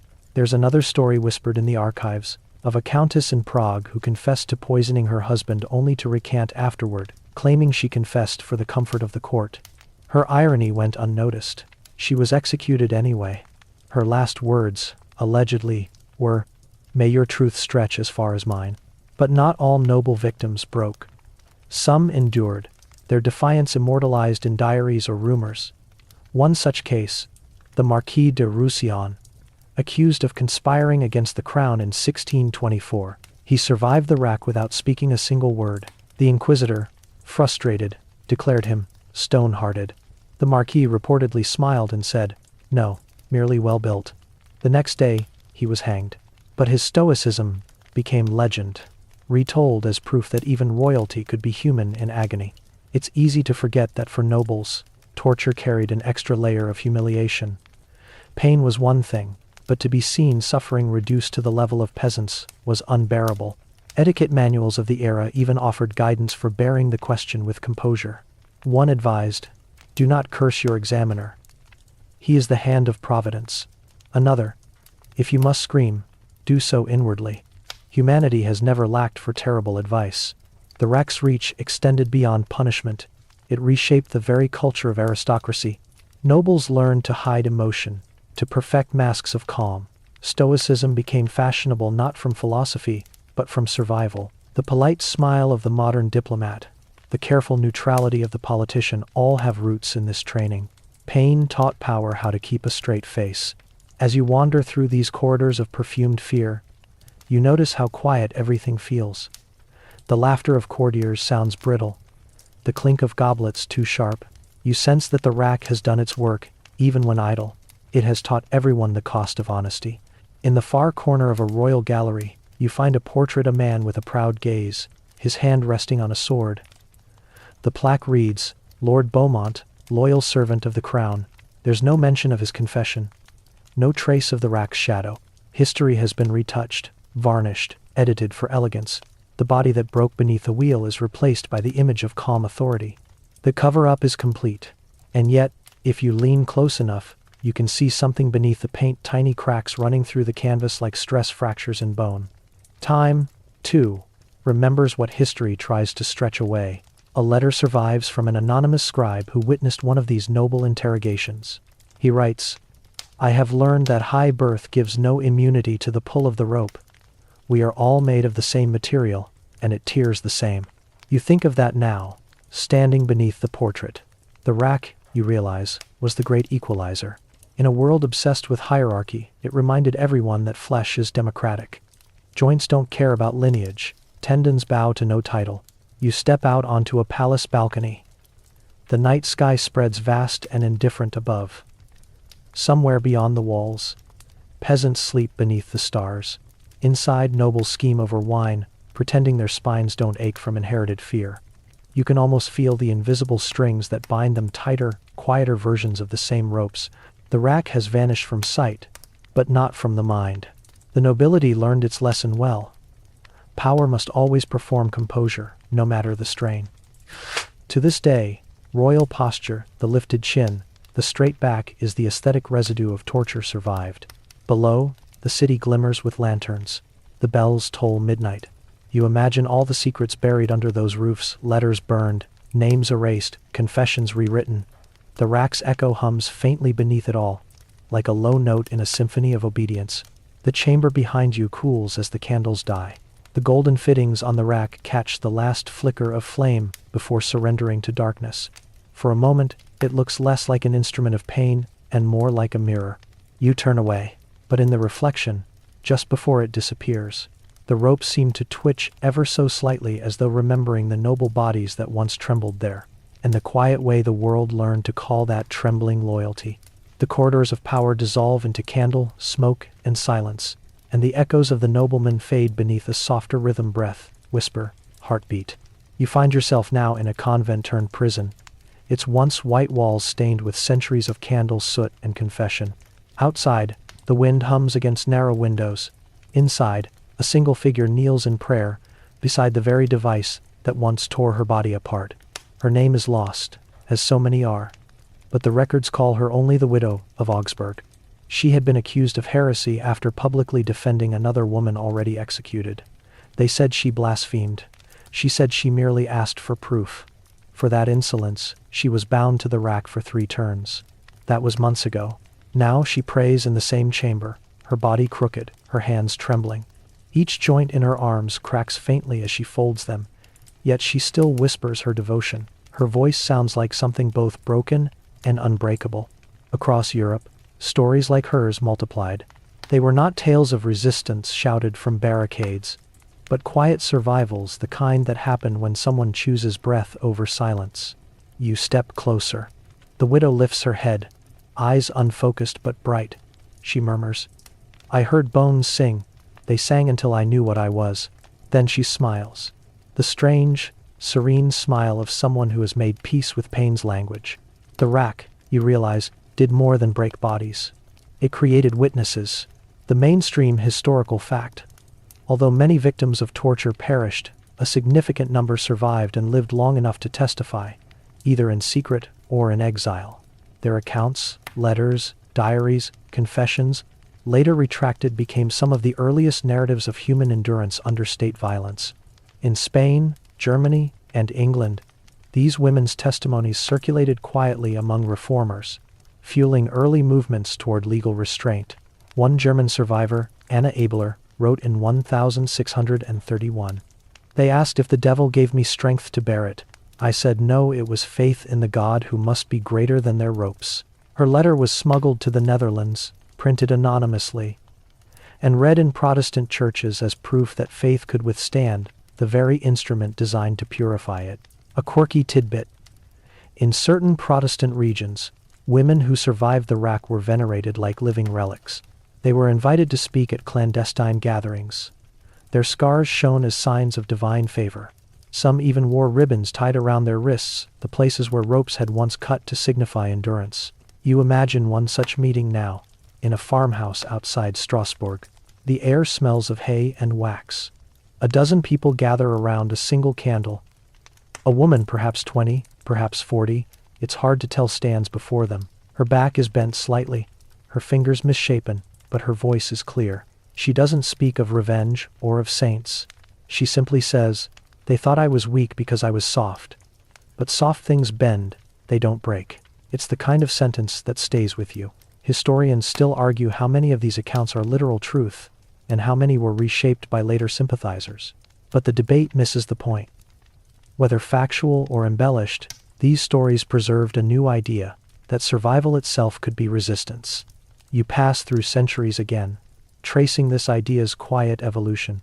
In England, after the Marian persecutions, pamphlets about the women who endured circulated alongside Protestant sermons. The narratives followed a familiar structure: accusation, suffering, silence, faith. The rack became not a symbol of damnation but of purification, reversed the iron womb from which a new kind of courage was born. In one such account, a woman named Alice Arden is described as stretched upon the question until her arms were as long as her legs, yet she sang psalms as though rocked by angels. That detail may be exaggerated, but it speaks to the transformation of agony into meaning. The body becomes scripture, pain becomes text. The church, of course, tried to suppress these tales, burning pamphlets and threatening printers. But stories are harder to destroy than bones. They seep into songs, lullabies, even jokes whispered by washerwomen over rivers.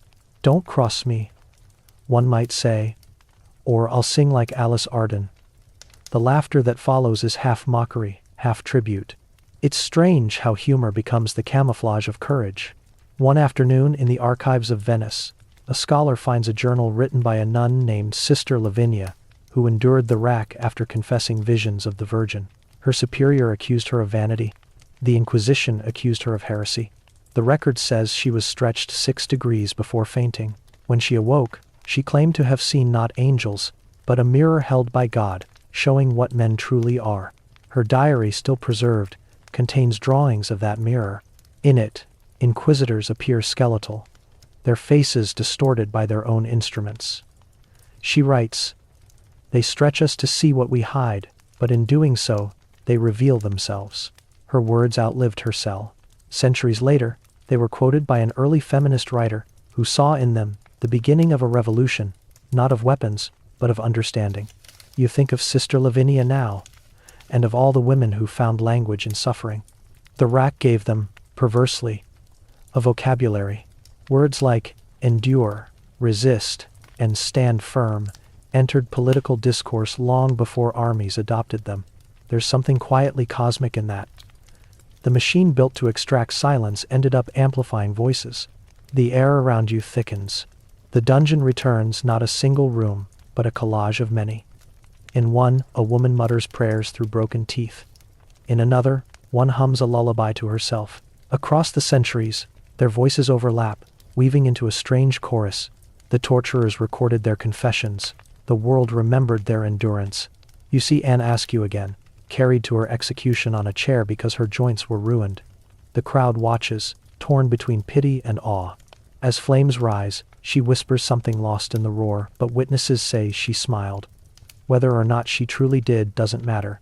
The image traveled farther than any sermon. Her story became the template for hundreds of later martyr tales, from Reformation pamphlets to Enlightenment tracts. Pain became moral capital. Endurance became proof of truth. You can feel the paradox tightening. The more power sought to suppress dissent, the more suffering transformed dissent into holiness. A peculiar rumor appears in 17th century Germany that certain women stretched on the rack developed angelic length, their bodies elongated beyond human proportion, as if elevated toward heaven. The claim was absurd, of course, but metaphorically irresistible. Artists began depicting female martyrs with unnaturally long arms, fingers reaching toward light. The aesthetic of pain became beauty itself. It's difficult to look at those paintings now without hearing the echo of the crank turning. The same mechanism that deformed bodies inspired art that praised their grace. Humanity's ability to turn trauma into aesthetic is both miraculous and grotesque. In an age obsessed with symmetry, the elongated body became a secret icon of imbalance, a visible reminder that truth was stretched beyond measure. You think of those paintings hanging in cathedrals, admired by congregations who never realized they were gazing at portraits of dislocation. A letter from 1652 tells of another survivor, Marie Dubois, imprisoned in a Jesuit stronghold near Rouen. She wrote, "They wished to see the devil in me, but found only a woman who would not disappear."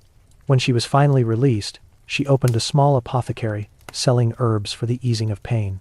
The irony is almost unbearable. Yet perhaps that was her revenge to heal what others had broken. The village called her the Rack Woman, not as insult, but as warning. Children whispered her name before storms, believing she could command the wind. Power reclaimed, in miniature. Historians still argue whether Marie's story is real or apocryphal, but her figure lingers in folk songs.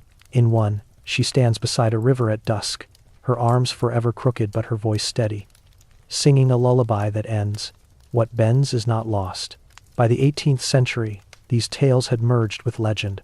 The Enlightenment philosophers spoke of reason, but the people still whispered about the women who stretched and lived. Their endurance became a moral fable, proof that conscience could survive institutions. Even Voltaire, who despised superstition, admired their defiance. In a letter, he wrote, "The rack taught us nothing of truth, but it revealed courage, and courage is the mother of truth." The widow of Augsburg would have smiled at that. You return to her chamber once more. She sits beside the wooden frame, tracing the grain with her fingertips. Outside, bells toll matins. The day begins again, indifferent to what happened here. A young novice brings her water. "You should rest," the girl whispers. "I am resting," the widow replies. "The body does what it must. The soul already stood." Her words fall like a benediction on the damp air. You realize that in surviving, she has rewritten the rack's meaning. What was built to punish has become a teacher of boundaries, how far a human being can stretch without breaking. She closes her eyes. "They thought they were testing faith," she says softly. "But faith was testing them. I mind before." You listen to the quiet. For once, the ropes do not move, the rollers do not creak. The chamber feels still. The rack, gleaming in the half-light, seems humbled. For centuries, it dictated the narrative of human frailty. Here, it stands beside someone who endured it and lost its authority. Outside, dawn spills over the convent walls. Birds begin to sing. Their notes echo faintly through the corridors, brushing against the cold wood. The widow rises with effort, one hand steadying herself on the frame. She looks at it the way one might look at an old wound no longer bleeding, but forever remembered. She whispers one last thing before leaving. "It thought it could stretch me to truth, but truth stretched beyond it. One down no," and then she walks into the sunlight, her shadow long and steady on the cobblestones. For a moment, the rack seems smaller, quieter, like an old weapon rusting into irrelevance. But you know better. It will be used again, in new forms, on new bodies. Yet, each time, someone will survive. Someone will write, sing, remember. That is how history heals, not through justice, but through the stubborn endurance of those it tried to silence. The widow's footsteps fade, and in their place comes a different rhythm, the scratch of quills, the clink of glass, the quiet excitement of scholars who see in agony, not sin or punishment, but data. You are no longer in a dungeon. You're in a lecture hall echoing, candlelit, filled with the scent of parchment and alcohol. The air is alive with a fever that calls itself progress. It is the 17th century, the age of anatomy. All across Europe, men in powdered wigs and starched collars begin to call themselves philosophers of nature. They are mapping the universe, and, inevitably, the human body. But without knowing it, much of their understanding has been borrowed from the rack. The instruments have moved from the dungeon to the laboratory. The same wooden frames once used to extract confession now serve to study the limits of musculature. Physicians speak of elasticity of flesh and degrees of articulation. They no longer call it torture. They call it experiment. You stand beside a physician in Padua named Dr. Cesare de Bartolome. His lecture tonight is titled, "On the Extension of Limbs and the Fortitude of Ligament." His audience, young men with bright eyes and trembling hands, wait eagerly as he unveils a model. It looks disturbingly familiar. A table with pulleys, ropes, and a ratchet crank. The doctor smiles, unaware or unbothered by the resemblance. "Observe," he says, "how the joint yields before the muscle tears." He winds the handle. The cadaver's arm stretches, tendons pulling taut under lamplight. The students murmur with fascination, not horror. To them, this is science, not cruelty. They sketch the angles, record the degrees, debate the nature of pain as if it were an equation. A mainstream historical fact. Early modern medicine learned anatomy through violence.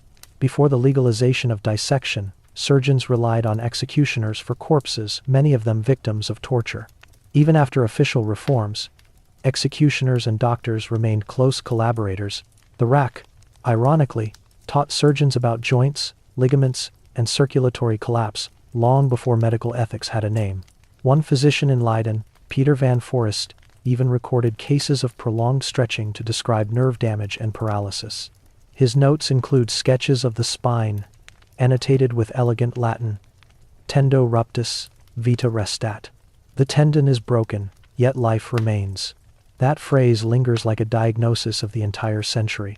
A quirky tidbit: in 1629, the University of Bologna reportedly banned students from using live animals for stretching demonstrations, not out of compassion, but because the noises disturbed professors during examinations. Suffering, it seems, is tolerable only when quiet. You walk through laboratories and lecture halls, where the stench of preservation fluid replaces that of blood, yet the intent feels hauntingly similar. The human body is still an object to be measured, tested, pushed to its limits. The language of faith has been replaced by the language of reason, but the melody remains the same. Observe how the skin whitens as blood retreats. One physician notes. Observe how long the heart beats after dislocation, writes another.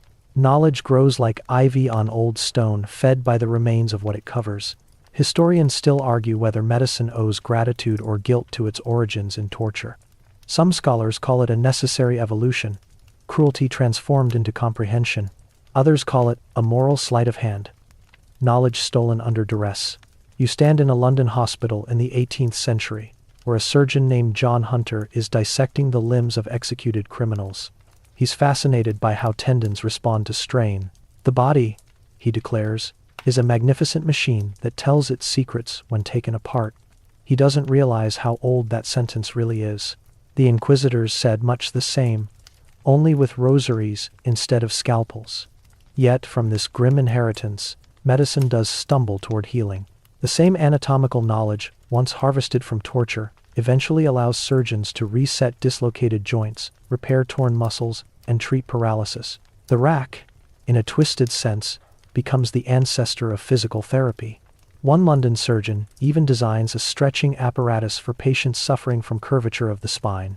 It is described in a medical journal as resembling the ancient rack, though repurposed for the benefit of mankind. The irony is so thick you could spread it with a scalpel. You watch as a young woman, an aristocrat with scoliosis, is strapped gently to the device. The surgeon assures her it's therapeutic.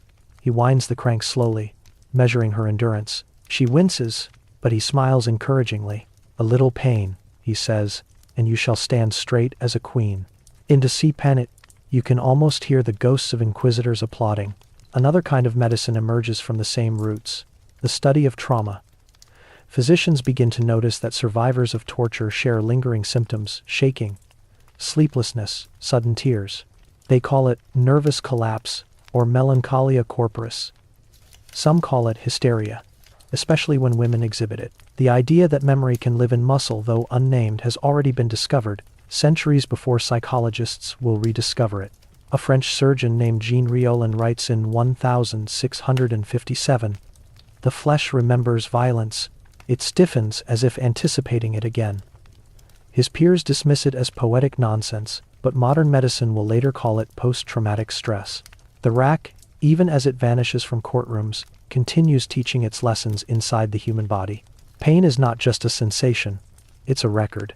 You find yourself in a different room now, an apothecary's workshop, filled with the scent of rosemary and burnt sugar.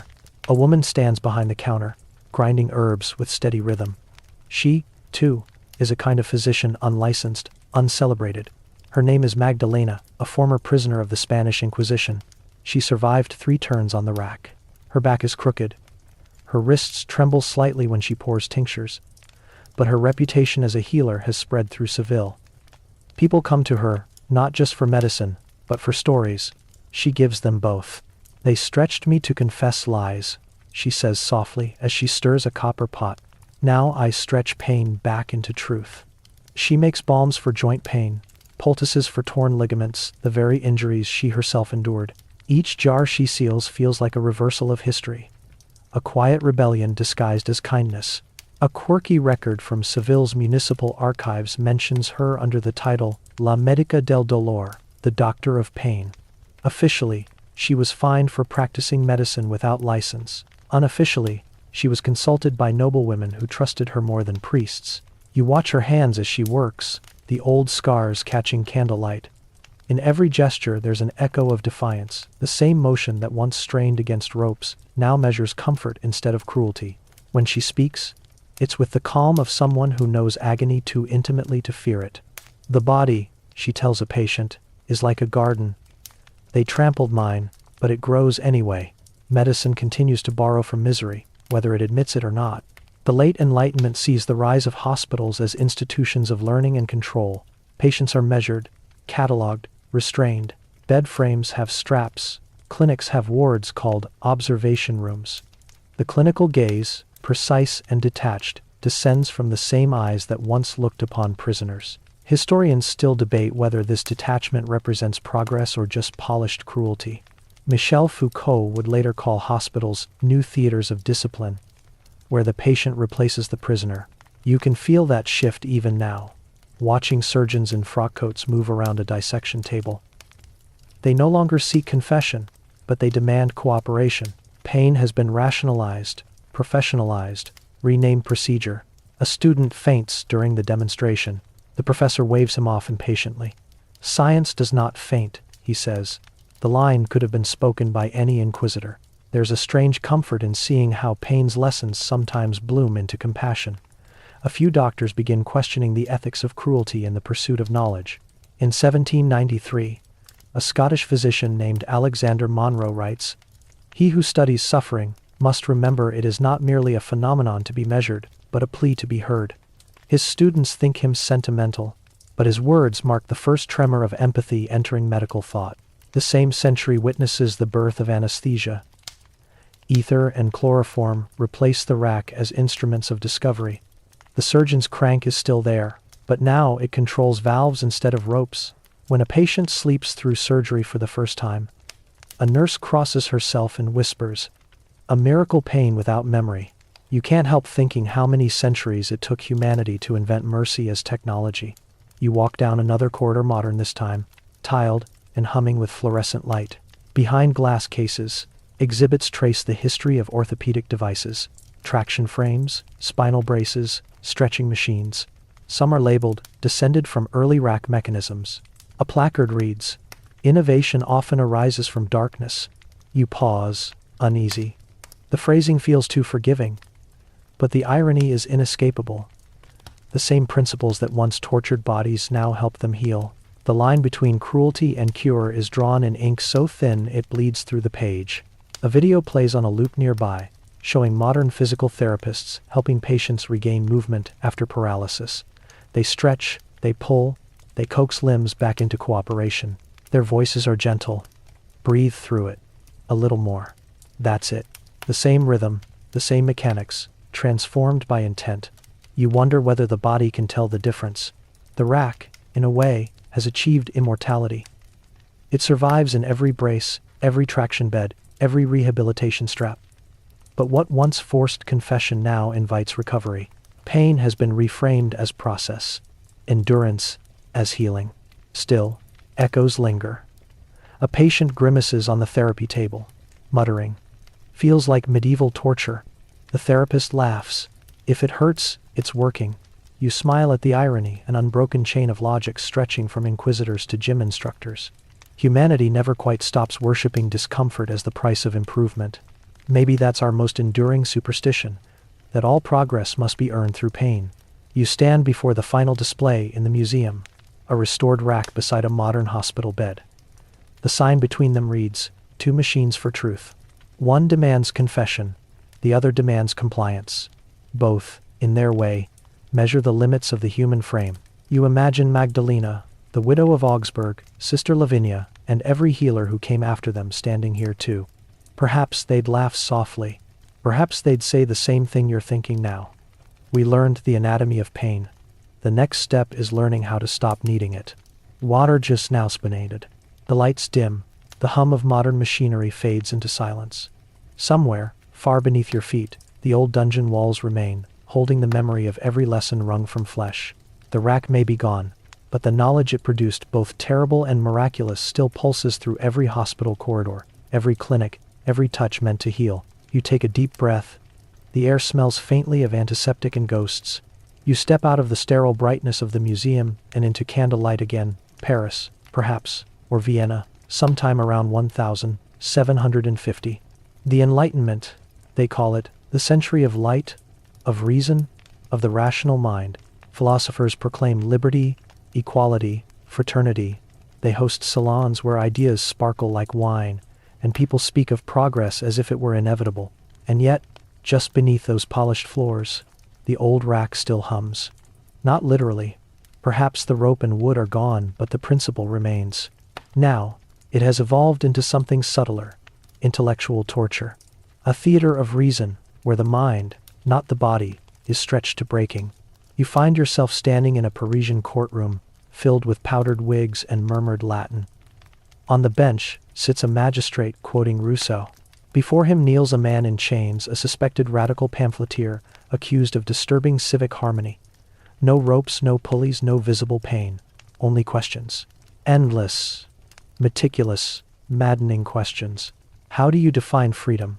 The magistrate asks. The man answers. And who decides when one is free? He hesitates.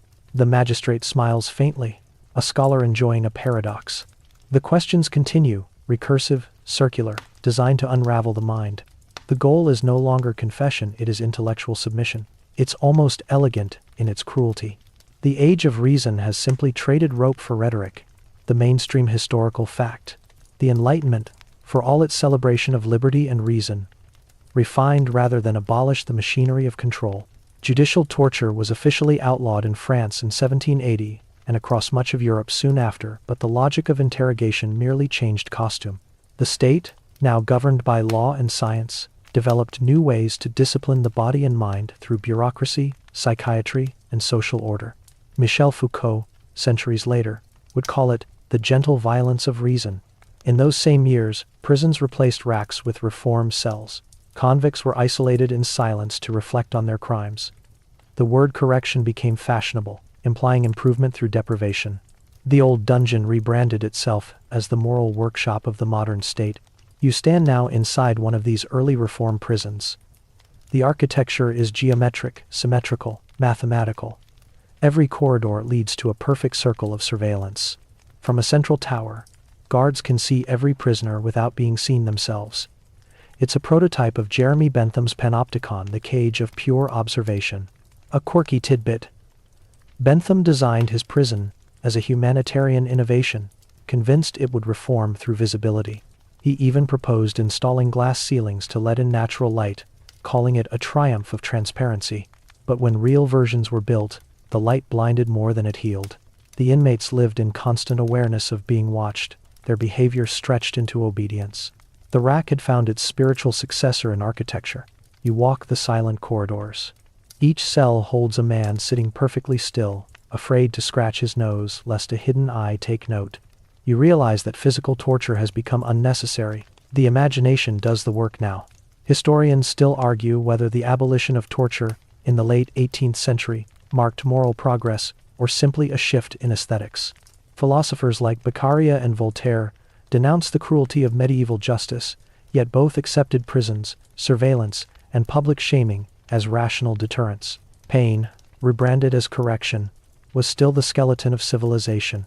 Voltaire once wrote, "The rack is barbarous, reason persuades." He was right and wrong. Persuasion, in the wrong hands, can stretch the mind farther than any rope. You step into a coffee house in London where men in wigs argue over morality between sips of bitter brew. One of them, Jeremy Bentham himself, perhaps waves a quill excitedly. "Gentlemen," he says, "we have found the way to perfect order without cruelty." He sketches the design of his prison dome on a napkin, beaming like a proud father. The others applaud. None of them notice that the serving girl behind the counter flinches each time their laughter rises. Her hands are raw from labor, her wages withheld for speaking out. The Enlightenment shines brightest for those who hold the candle. You leave the cafe and wander through narrow streets, past print shops and salons. Everywhere, progress gleams like a new religion. Yet, in the shadows you see old habits persisting, duels fought, women whipped for immodesty, beggars branded on the cheek. The rhetoric of humanity has not yet caught up to its practice. It's as if the world decided that enlightenment required a little darkness to make the contrast visible. In the drawing rooms of philosophers, torture becomes a metaphor. Rousseau writes about the chains of civilization.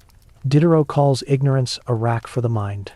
Even Mozart, in a letter to his father, describes musical discipline as the sweetest torment. They use the imagery casually, forgetting that, for many, it was literal. You find yourself in a publishing workshop, the smell of ink thick in the air. A typesetter laughs as he aligns metal letters into words: reason, progress, liberty. Beside them, forgotten on the table, lies another plate: confession. The old word, the old machinery, still waiting to be printed when needed. In another room, a scientist lectures on anatomy to a group of noble ladies. He uses the metaphor of stretching the limits of knowledge. They smile politely, sipping tea. None of them imagine the phrase as anything but metaphor. You realize that civilization hasn't erased the rack, it's absorbed it into language. The word stretch now carries ambition instead of agony. Discipline means progress. Correction means care. The violence has been naturalized, softened into idioms. That's how cruelty survives progress. It learns to sound intelligent. You step into another kind of laboratory, this one for the mind. Doctors here study insanity, mesmerism, hysteria. The patients are no longer criminals or heretics, but the poor, the melancholic, the inconvenient. The tools have changed. Leather straps, chairs with head braces, cold baths, and moral persuasion. At the Salpêtrière Hospital in Paris, you see rows of women, mostly orphans, widows, or wives who spoke too loudly, subjected to treatments that look eerily like old rituals. They are bound, starved, examined. Their emotions are charted like planetary orbits. The doctors call it the science of sanity. In De Safe like of Astor and Reberit, a mainstream historical fact, psychiatric institutions of the 18th and 19th centuries often used physical restraint and isolation under the guise of therapy. Dr. Philippe Pinel famously freed the inmates of the Salpêtrière from their chains in 1795, yet kept them under strict observation. The Enlightenment loved the spectacle of liberation, but it never stopped needing control. You stand near one patient named Louise, a seamstress diagnosed with hysterical agitation. Her treatment involves lying still for hours while doctors observe her tremors. She whispers, "They wish to calm me by stillness, but I was not born still.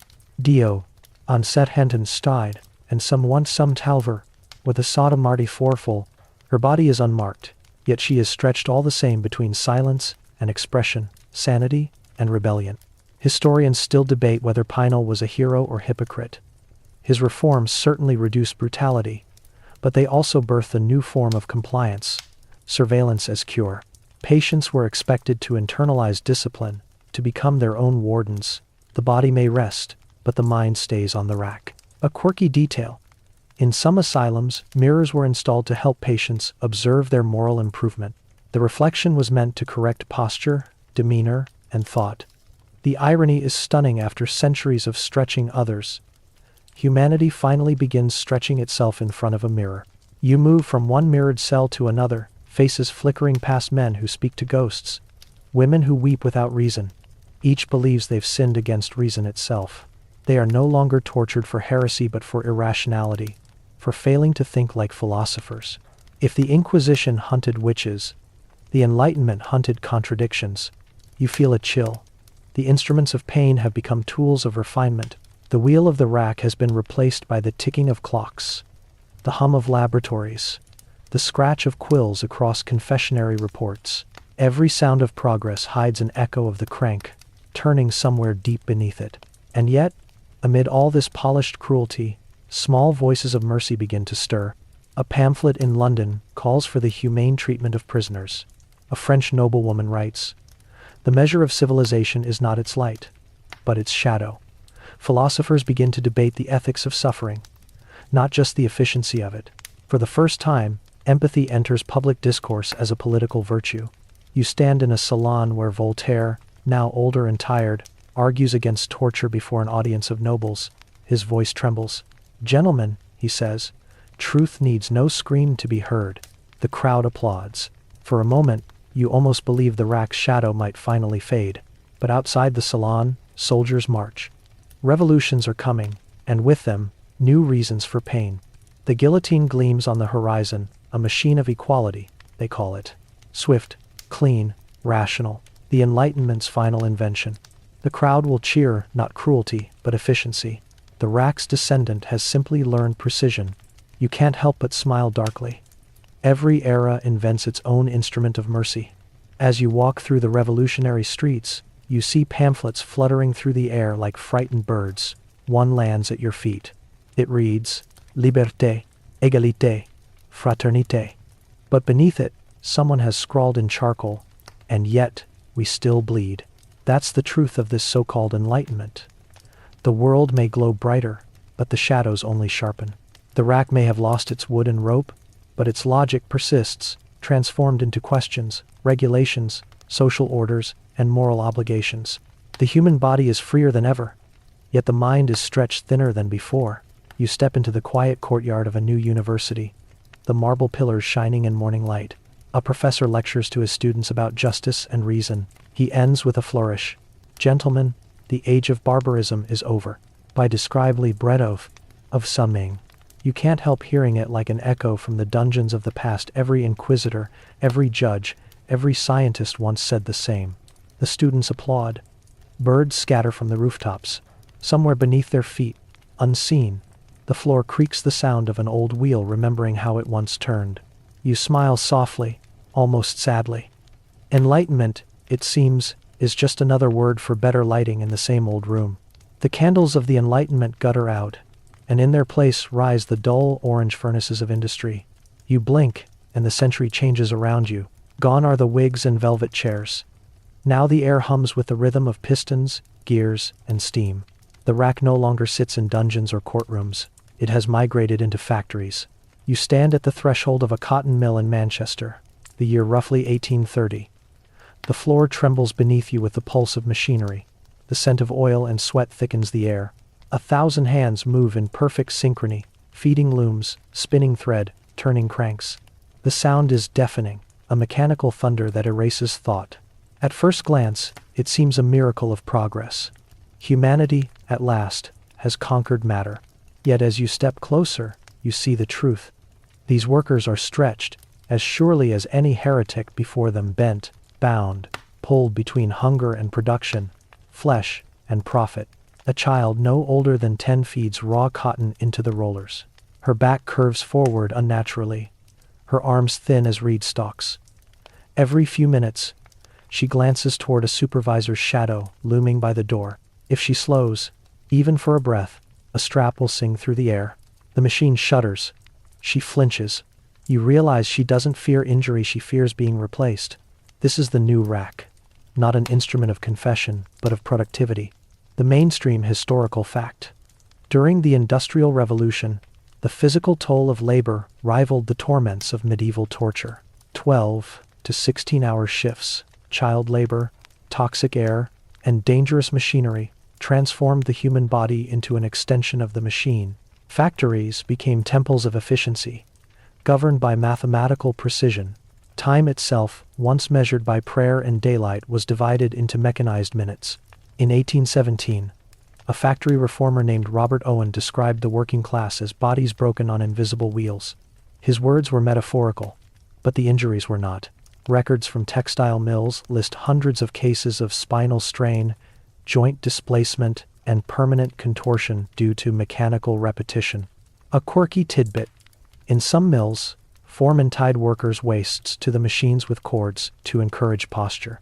The practice, intended to improve output, left permanent grooves in the flesh. Progress, apparently, required tidy geometry. You wander deeper into the factory, where the heat grows unbearable. A young man operates a loom, his shoulders shaking with exhaustion. His name chalked faintly on a board above him is Thomas Reed. He works 15 hours a day, 6 days a week. When his fingers bleed, he wraps them in scraps of cloth and keeps weaving. You watch his motions, mechanical, precise, endless. The wheel turns, the belt tightens, the loom clatters. His body has become a component in a system. He isn't punished for disobedience, he's consumed by obedience. When he stumbles, the foreman shouts, "Keep the rhythm." The phrase sounds almost sacred, as if rhythm itself were salvation.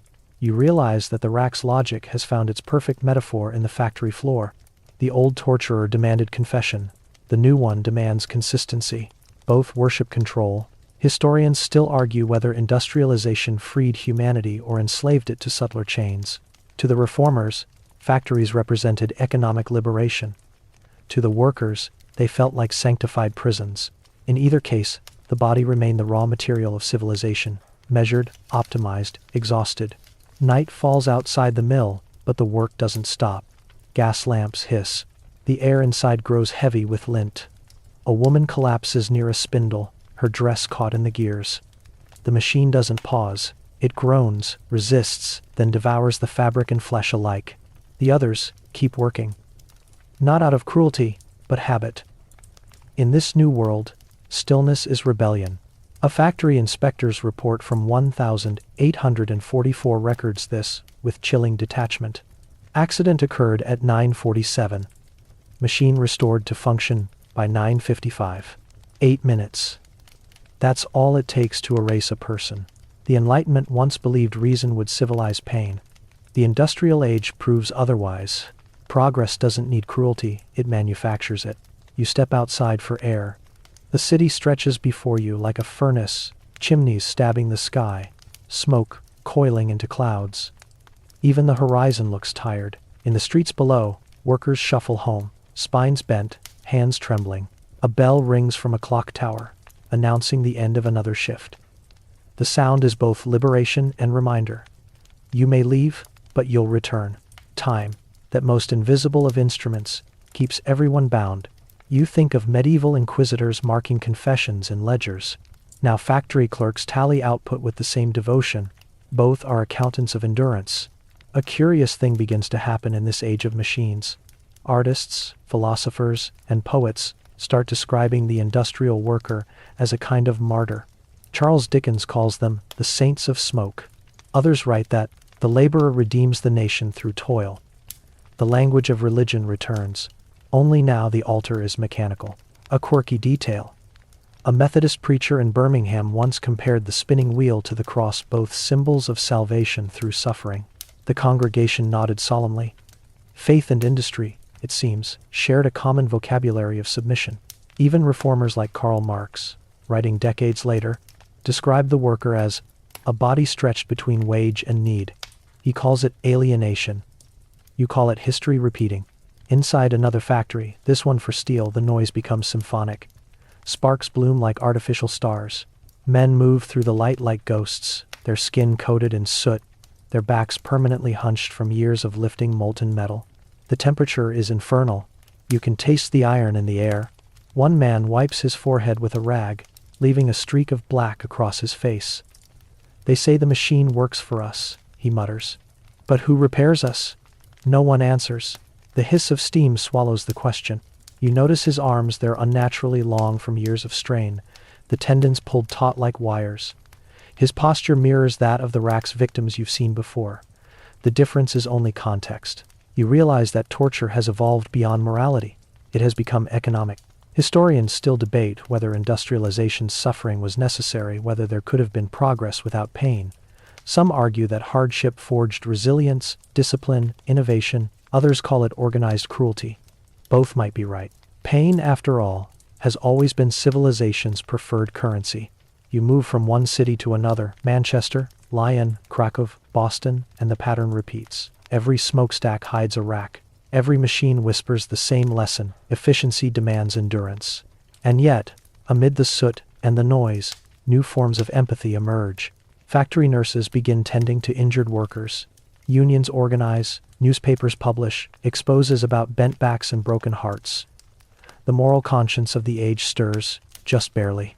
A pamphlet in London in 1842 declares, "The measure of progress is not production, but how gently we can live among machines." The sentiment barely sells, but it plants a seed. One evening, you follow Thomas Reed, the weaver, to home. He lives in a single room with his wife and 2 children. The youngest coughs through the night, a factory lung, they call it. Thomas sits by the window, staring at his hands. The skin has thickened, the fingers warped. His wife asks softly, "Does it hurt?"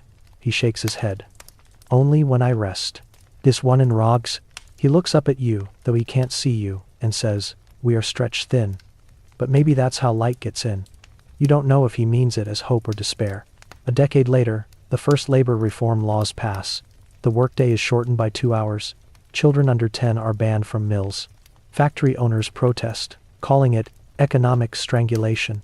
But the law stands. The wheel slows slightly. Progress, it turns out, can stretch both ways. You walk once more through the now quiet factory. The machines rest in shadow. Without their clamor, they look almost human, tired giants, sleeping after centuries of labor. The silence feels fragile, as though the world itself is holding its breath.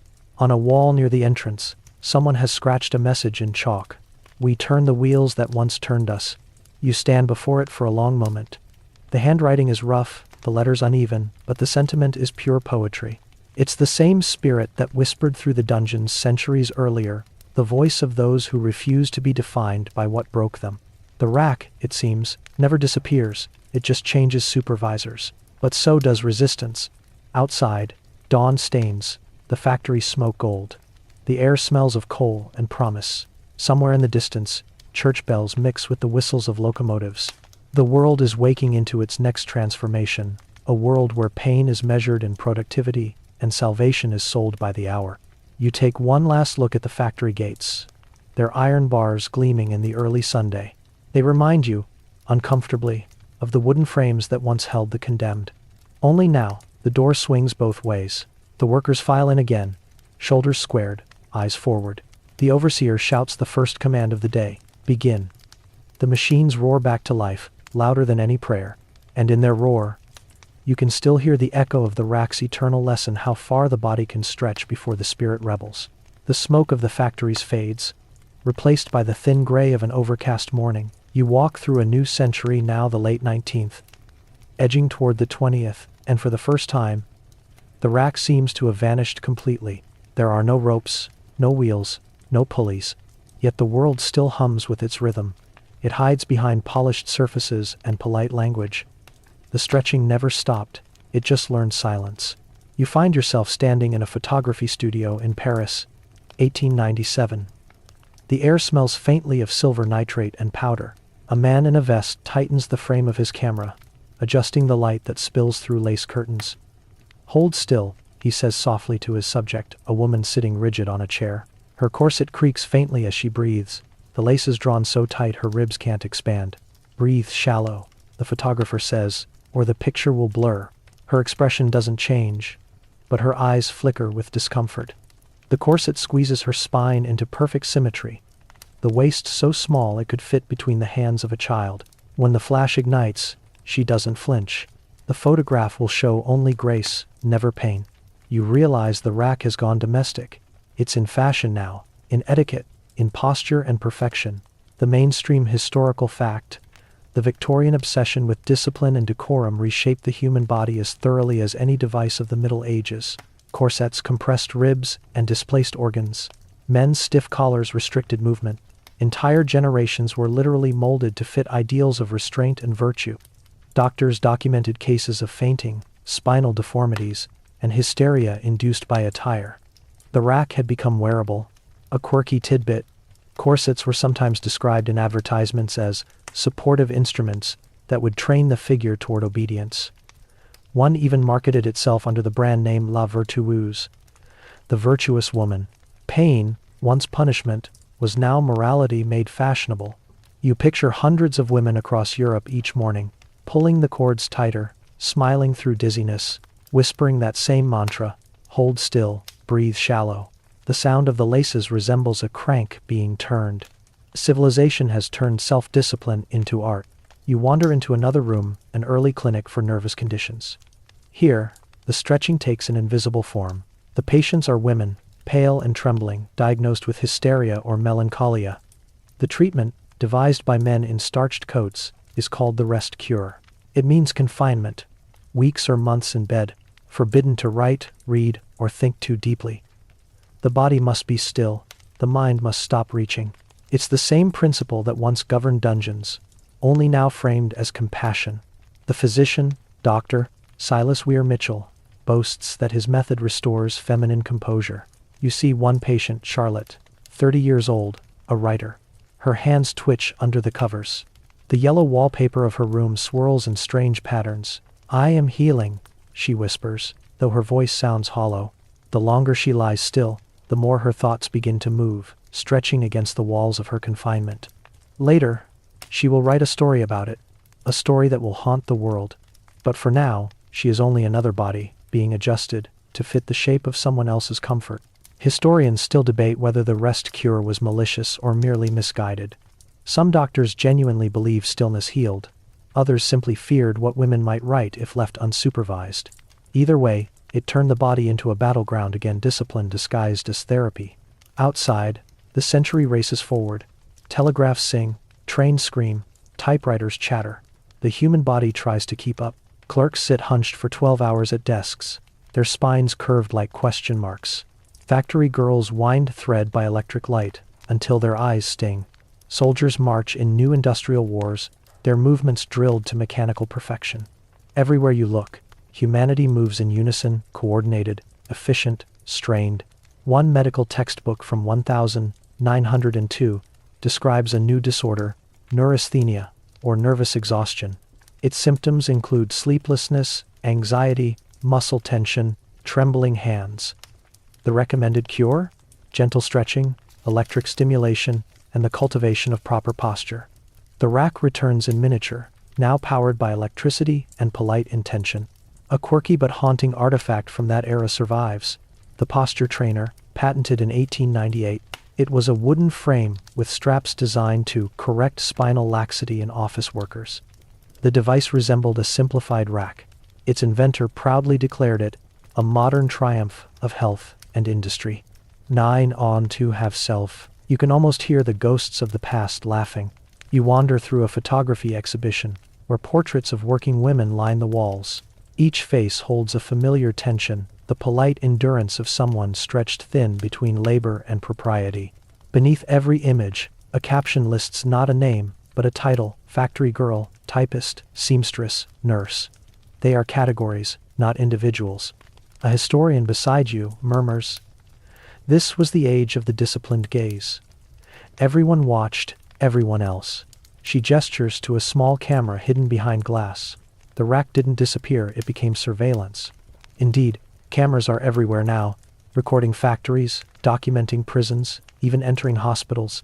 A photograph can hold a person longer than any chain. The body may move, but the image stays still frozen, framed, obedient. Historians still argue whether photography liberated people by making them visible or trapped them by turning them into subjects. Either way, the power dynamic remains the same. Someone always holds the frame. Someone else stays inside it. You step into another room.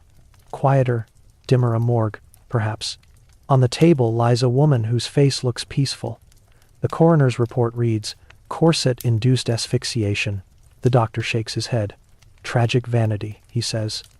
But you sense something deeper, a civilization choking on its own idea of perfection.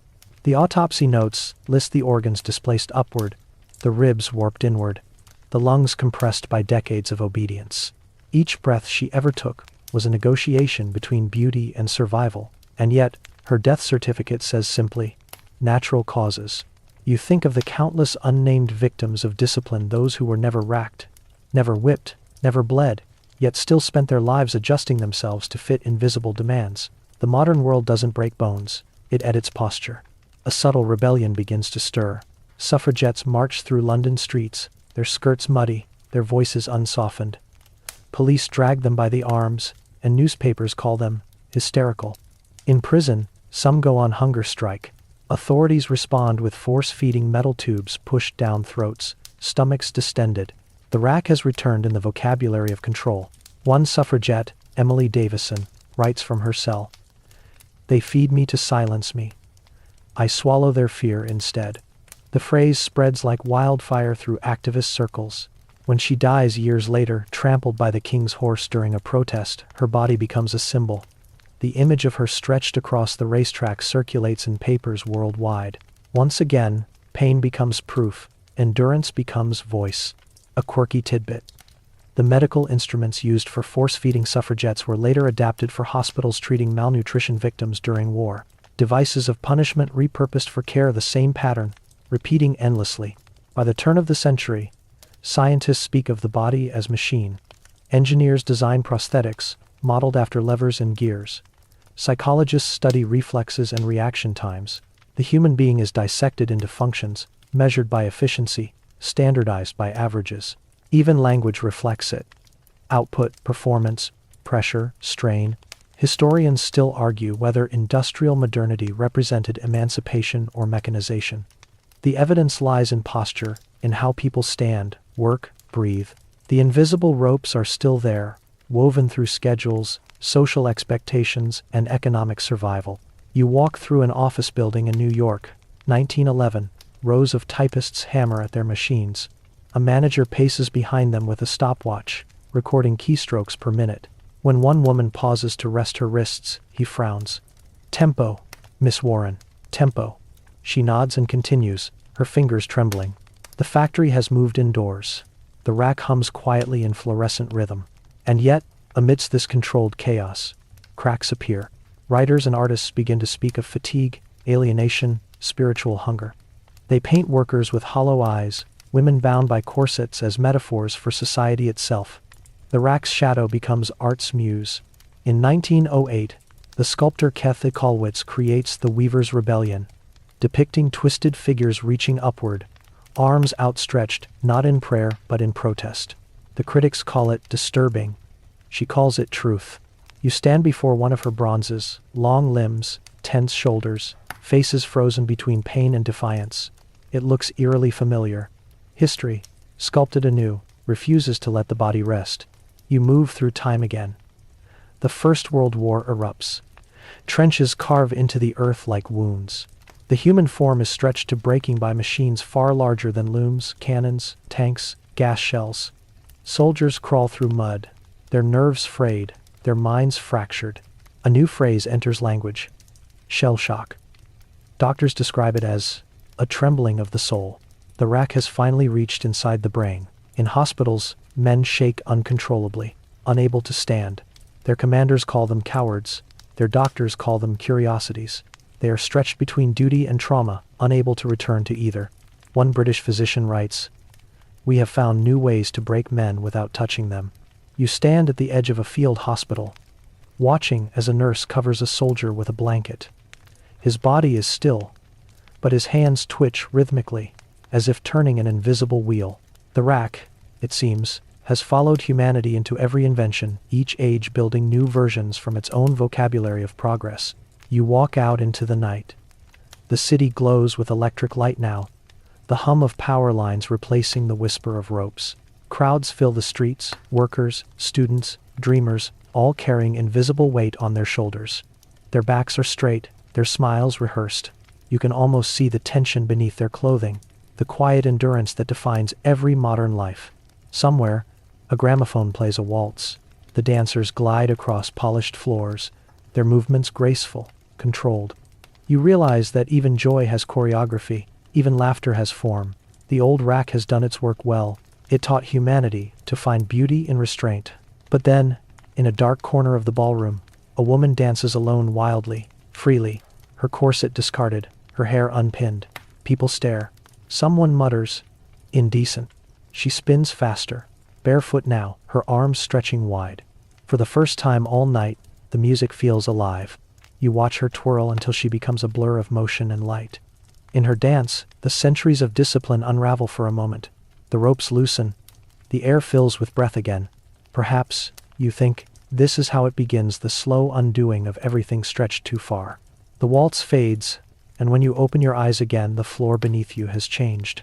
The wooden planks of the ballroom dissolve into concrete, polished and sterile, reflecting white light that hums as loudly as the old factory engines once did. A faint antiseptic tang hangs in the air. The century has rolled forward again 1,930, perhaps 1,940, and the rack has reappeared, though no one calls it that anymore. They call it science. You are in a laboratory, a government building, somewhere between pride and secrecy. White-coated men move quietly, their footsteps muffled. They are measuring, observing, recording. On a metal table lies a man strapped down, his body bare, except for electrodes and gauze. A doctor adjusts a dial. Electricity hums softly, then flares. The man arches, his muscles tightening, then falls limp. "Note the response," the doctor says. "Minimal. Increase voltage. A younger assistant hesitates. Sir, the subject is volunteering for knowledge. The doctor interrupts smoothly. And knowledge must be verified. The phrase lands with the same calm inevitability as an inquisitor's prayer. The Enlightenment's reason has become a circuit, the mainstream historical fact. In the 20th century, scientific and political systems revived the logic of the rack under the guise of experimentation. From Nazi medical trials and Soviet psychological conditioning to Cold War behavioral research, the pursuit of truth once again made the body its instrument. The justification was never hatred, but progress.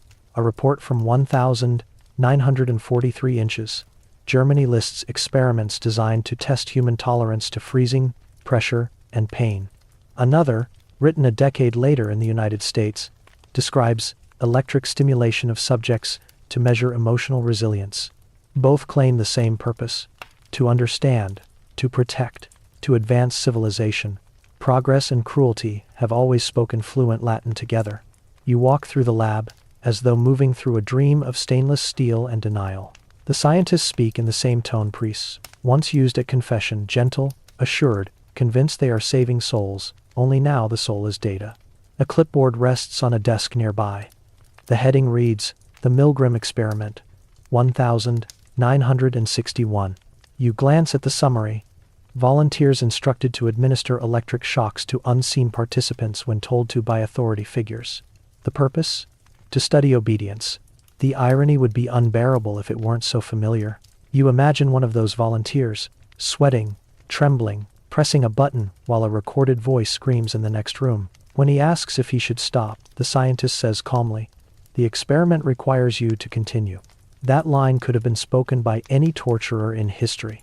Historians still argue whether such experiments were ethical products of their time or moral failures dressed as curiosity.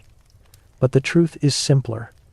Every era finds a new way to justify control. The rack was wood and rope. The 20th century built its version from logic and bureaucracy. A quirky tidbit.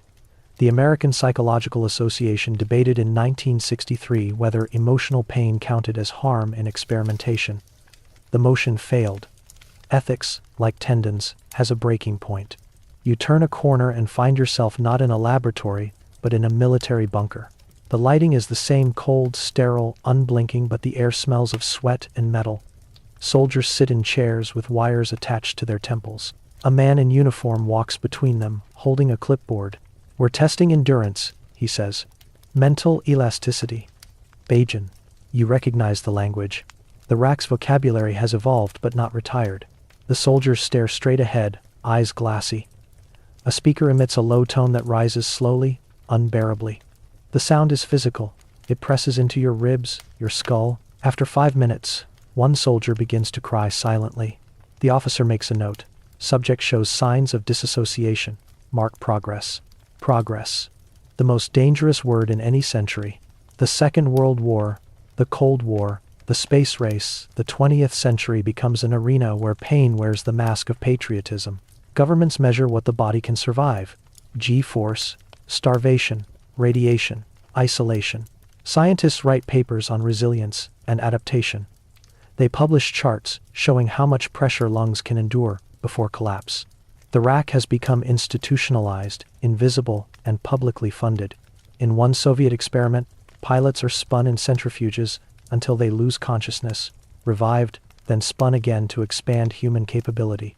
In another, subjects are placed in soundproof chambers for weeks to study the effects of isolation. When they begin hallucinating, it's called useful insight. Historians still debate whether these programs advanced medicine or merely perfected cruelty. The truth, as always, stretches between the two. A quirky record from NASA's archives describes an astronaut training device called the G-table, nicknamed the rack, by trainees for its method of strapping and rotating bodies under intense force. They laughed about it, of course humor a shield, but every time the device turned, another boundary of endurance shifted. The same mechanism that once tested confession now tests ambition. Humanity keeps asking the same question. How far can we go before something breaks? You walk through another corridor, this one lined with glass windows. Behind each pane sits a subject under observation. Electrodes on temples, straps across chests, sensors recording pulse and breath. Some study dreams, some fear, some memory. One woman lies perfectly still while scientists whisper behind the glass. Stimulate the amygdala, one says. Let's see where pain becomes fear. A click, a pulse, a twitch of her eyelid. She gasps. Her face softens, and she whispers, "Stop." No one moves. A pen scribbles notes. Subject demonstrates resilience. You feel the air thin. The line between research and ritual has dissolved. These men believe in what they're doing, just as inquisitors once did. Every age thinks its rack is reasonable. At night, the lab is quiet. The machines sleep. You wander among them, the restraints, the headsets, the cold chairs, and it strikes you that every one of them is built for stillness. Not motion. Stillness. Because movement suggests freedom. Stillness allows measurement. That you realize is the essence of every torture device ever made, the conquest of motion. Whether by rope, by authority, or by data, the goal is always the same: to freeze the living thing until it reveals what it shouldn't. You touch one of the straps.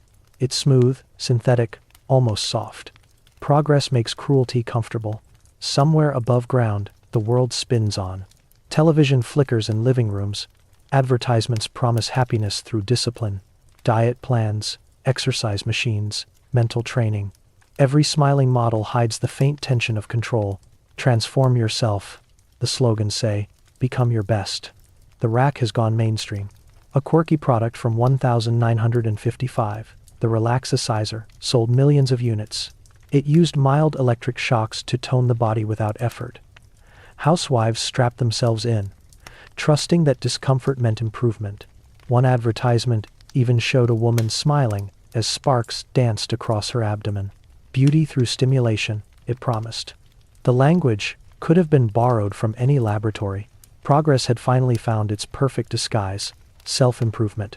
You wander further, to where science and politics merge into something colder. Intelligence agencies experiment with enhanced interrogation. Dossiers filled with euphemisms describe stress positions, temperature modulation, information extraction. No one writes the word torture anymore. It's unfashionable. But you can see the continuity. The rack's design principles, immobilization, incremental pressure, exhaustion, remain intact. The tools are modern, but the choreography hasn't changed in 700 years. Historians still argue whether such methods are effective, but that's never been the real question. The rack was never about truth, it was about obedience. The body's breaking point is not knowledge, it's hierarchy confirmed. One interrogator from a declassified report writes, "They confess eventually, not because they remember, but because they forget." Well, be indid enter. That single sentence could summarize an entire species. You step outside into the cold night. The lab behind you glows faintly, its windows like watchful eyes. The stars above seem sterile too, their light ancient but indifferent. For a moment, you wonder whether the universe itself runs on the same principle, a cosmic stretching between creation and collapse. But then you hear something unexpected. Music. A violin, faint but pure, drifting from a nearby barracks. You follow the sound and find a young researcher sitting alone, bow in hand, eyes closed. The melody is soft, uncertain, human. He doesn't see you. Between each phrase he pauses, listening, as though testing the silence for resistance. You realize he is playing not for pleasure, but to remember softness. Maybe he, too, feels the weight of his work. Maybe he knows that every wire and strap echoes something ancient and unforgivable. The song falters, then rises again, a small rebellion of grace in a world addicted to control. In the decades to come, the world will invent new technologies, computers, satellites, artificial intelligence, all built on the same logic. Gather, measure, optimize, stretch. The rack has become planetary. Humanity's hunger for precision has reached the heavens. And yet, amid the algorithms, there are still people who pause, who whisper, enough. Whistleblowers who refuse to continue the experiment. Scientists who shut off machines and open windows instead. They are few, but they exist. They are the ones who refuse to confuse knowledge with wisdom. Because the rack's truest legacy is not in its cruelty, it's in the question it leaves behind. What will you do when it's your hand on the crank? You walk away from the laboratory. The night air smells of frost and ozone. The hum of machinery fades until all that remains is your own heartbeat, a rhythm older than any invention. The centuries you've walked through begin to blur together. Wood, rope, iron, steel, electricity, data. All different languages for the same sentence. All asking the same question about the human body and the human will. The difference now is choice. You pause at the edge of the city. The horizon glows faintly with sunrise. For the first time in a long time, you hear nothing turning, nothing tightening, just wind. And for a moment, it feels as if the world itself exhales. You stand in the soft light of a new century, our century, and realize the old rack never needed wood or rope again. It learned to hide beneath the skin. You can almost feel it humming beneath your ribs. The quiet, modern pressure to perfect, to perform, to fit. For women, especially, that pressure has never truly stopped. It just changed its vocabulary from confession to beauty, from salvation to self-care. You're standing in front of a glossy mirror. The air smells faintly of perfume and electricity. A woman in a silk robe tilts her chin upward, while a surgeon traces invisible lines across her face with a black marker. "You'll look 10 years younger," he murmurs. The lights are warm, soothing. She nods, half believing it's a kindness. But you know better. You've seen this posture before: the stillness, the surrender, the slow tightening of expectation. The instruments gleam stainless steel silver. A scalpel replaces the crank. The incision will not confess a sin. It will erase a wrinkle. The mainstream historical fact. By the late 20th and early 21st centuries, global cosmetic surgery became a multi-billion-dollar industry, with women making up over 85% of all procedures. Beauty was no longer an ornament. It was an obligation. The human body, once disciplined by kings and inquisitors, now disciplined itself for likes, for employment, for belonging. A quirky tidbit: the first electric facial toning device, sold in the 1920 seconds, was marketed as the home rack for beauty. The name vanished quickly after protests, but the idea never did. Progress just gave it lipstick and ambient music. Historians still argue whether these transformations empower or enslave. Some call it choice, others conditioning. But from where you stand, watching the woman beneath the surgeon's light, it feels like history's oldest echo. The body is confession. The body is evidence. The body stretched toward an impossible ideal. You leave the clinic and walk into the glare of modern life. Billboards tower overhead, digital saints preaching perfection. Glow brighter, be tighter, age backwards. You can almost hear the old torturers smiling through the slogans. The vocabulary is merciful. The tone is friendly. The pressure remains absolute. Inside a gym, a row of women run on treadmills, earbuds sealing them inside private loops of motivation. Push harder. The recorded voice chants. Pain means progress. The phrase, once shouted by executioners, now sells protein shakes. You move among them unseen, the air thick with sweat and neon light. Every mirror reflects motion, but none show peace. A trainer claps her hands. "Feel the burn, ladies." They do? And they pay for it willingly. It's strange how civilization keeps dressing the rack in compliments. Later, you drift into a studio where a model poses for a beauty campaign. The camera flashes rhythmically, the photographer's voice calm but commanding. Longer neck, chin up, eyes soft, shoulders down, perfect, don't move. The model obeys. The pose looks effortless, but you notice her trembling after every click. The corset has returned, made of expectation, not fabric. The photographer checks the screen. "Almost divine," he says. She smiles faintly, though her toes are cramping in the high heels that pin her in place. It's a familiar choreography, restraint disguised as grace. Historians still debate when the body became product rather than possession. Some trace it to the invention of photography, others to Hollywood's golden age. But maybe it began long before that, back when a stretched limb or a broken spine was called divine proof. Now, the stretching is voluntary. The rack has evolved into aspiration. You pass through time as easily as scrolling. 1,950 seconds. Housewives in starched skirts breathe through girdles. 1,970 seconds. Models starve for elegance. 1,990 seconds. Pop idols dance in heels that bleed. 2,020 seconds. Influencers beam at ring lights for 10 hours straight. Every era adds another rotation to the crank. A quirky observation from a 1962 Vogue article reads, "A woman's posture determines her fate." The author meant it as charm advice, but the sentence could serve as history's motto. Posture is the visible theology of control. You think of all the hours women spend correcting themselves before cameras, stomachs tucked, spines arched, expressions softened into perpetual forgiveness. The effort is Herculean, yet invisible. No one applauds endurance when it's disguised as beauty. Somewhere across the world, the cycle turns darker. In the garment factories of Dhaka, in nail salons in Los Angeles, in sweatshops outside Jakarta, women's hands stitch and polish the symbols of that same perfection.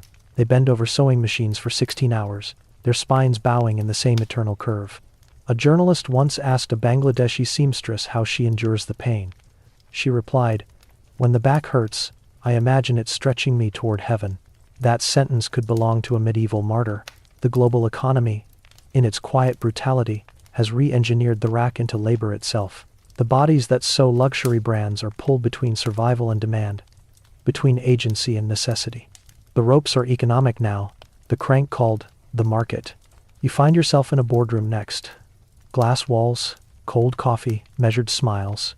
A woman executive gives a presentation while men check their phones. She stands straighter than she needs to, her voice perfectly modulated. You can see the strain in her shoulders, the practiced ease. She's learned the modern posture, assertive but not threatening, confident but never loud. It's a delicate equilibrium, a daily act of self-stretching between expectation and authenticity. When she finishes, a man at the table says, "You're very composed." She smiles tightly, knowing it's a compliment with teeth. Historians still argue whether gender progress is liberation or rebranding. They rarely mention how heavy it feels to hold composure for decades. In another room, another century, the internet-age young women stare into front-facing cameras, adjusting angles, chasing the perfect symmetry of their own faces. The glow of screens casts digital shackles, each filter tightening what's acceptable.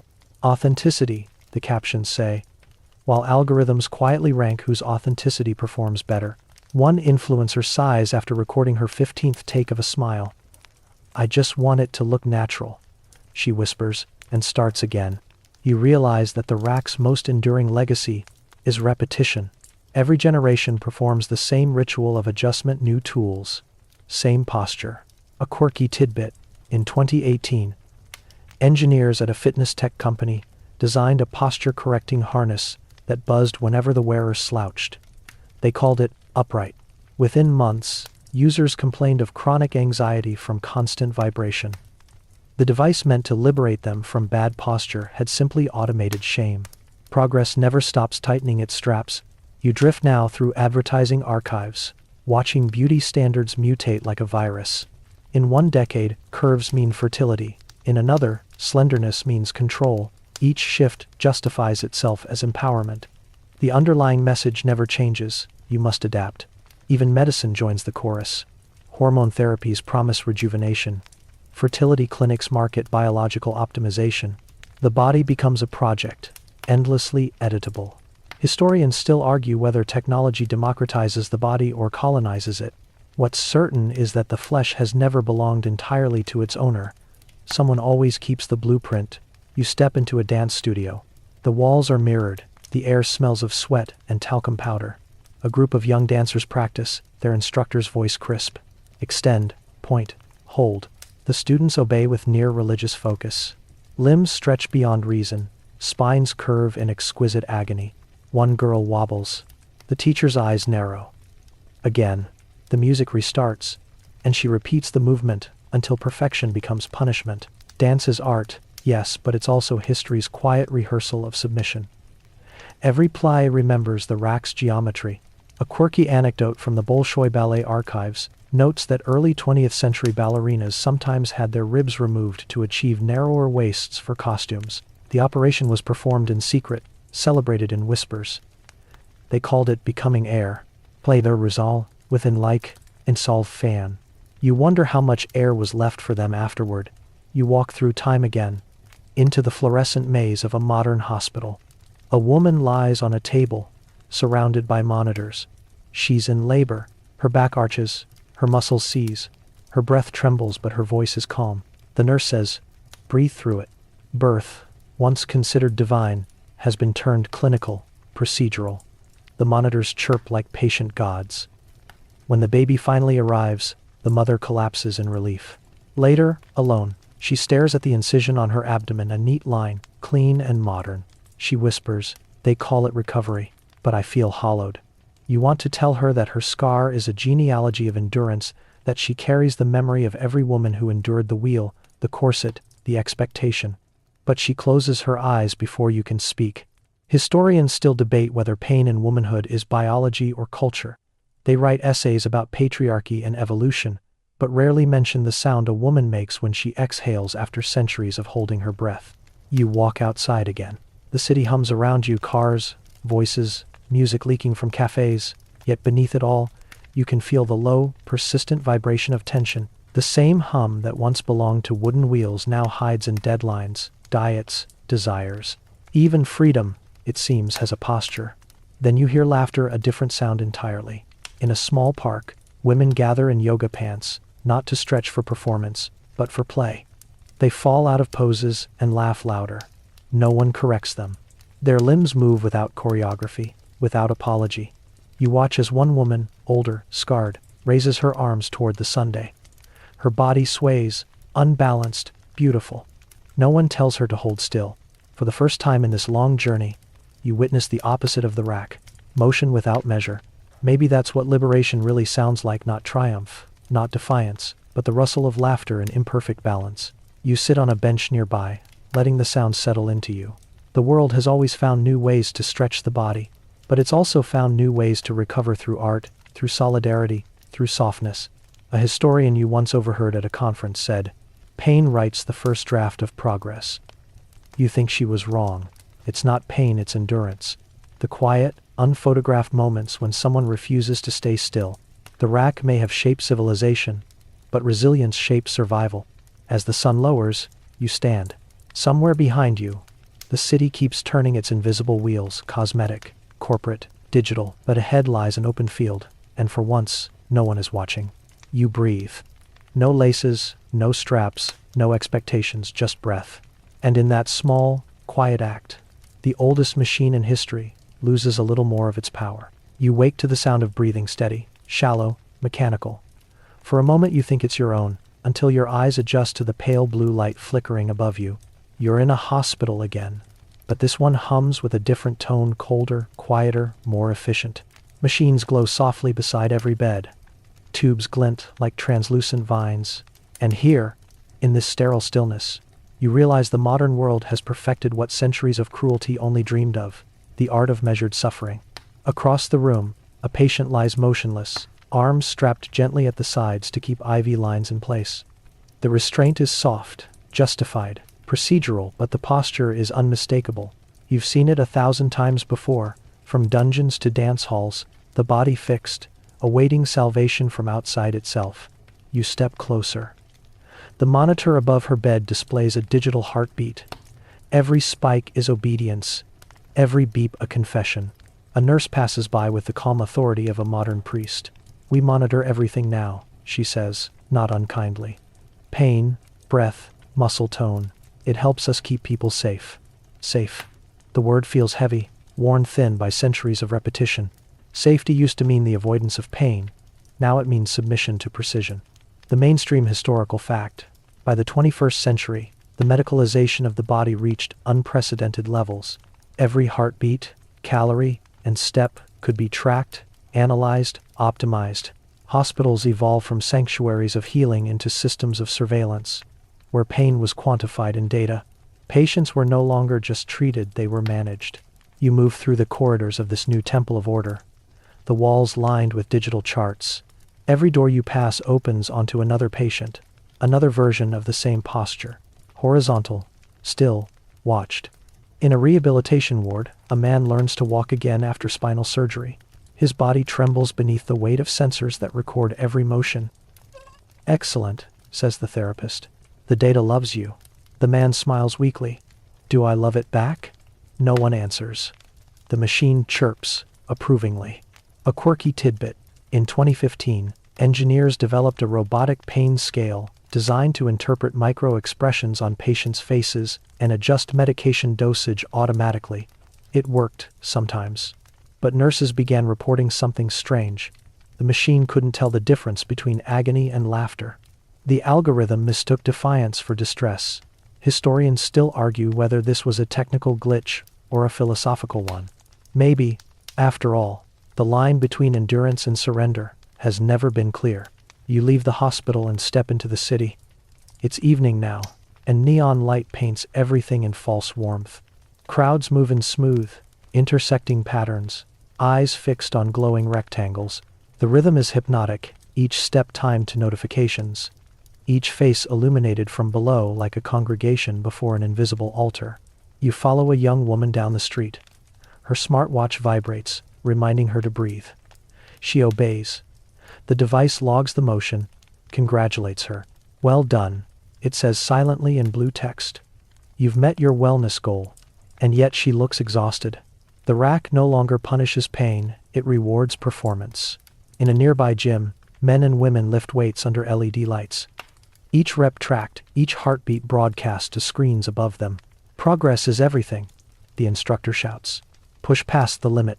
The crowd grunts in unison. It's astonishing, really, how willingly people volunteer for the very rituals their ancestors feared. Where once screams echoed in chambers, now motivational slogans fill the air. Pain is growth. Discomfort is destiny. You are your own experiment. Historians still debate whether this transformation marks liberation or delusion. Perhaps it's both. Humanity has finally learned to love its own leash. You wander into a technology expo where the latest health devices glimmer like jewelry. Bio-tracking patches.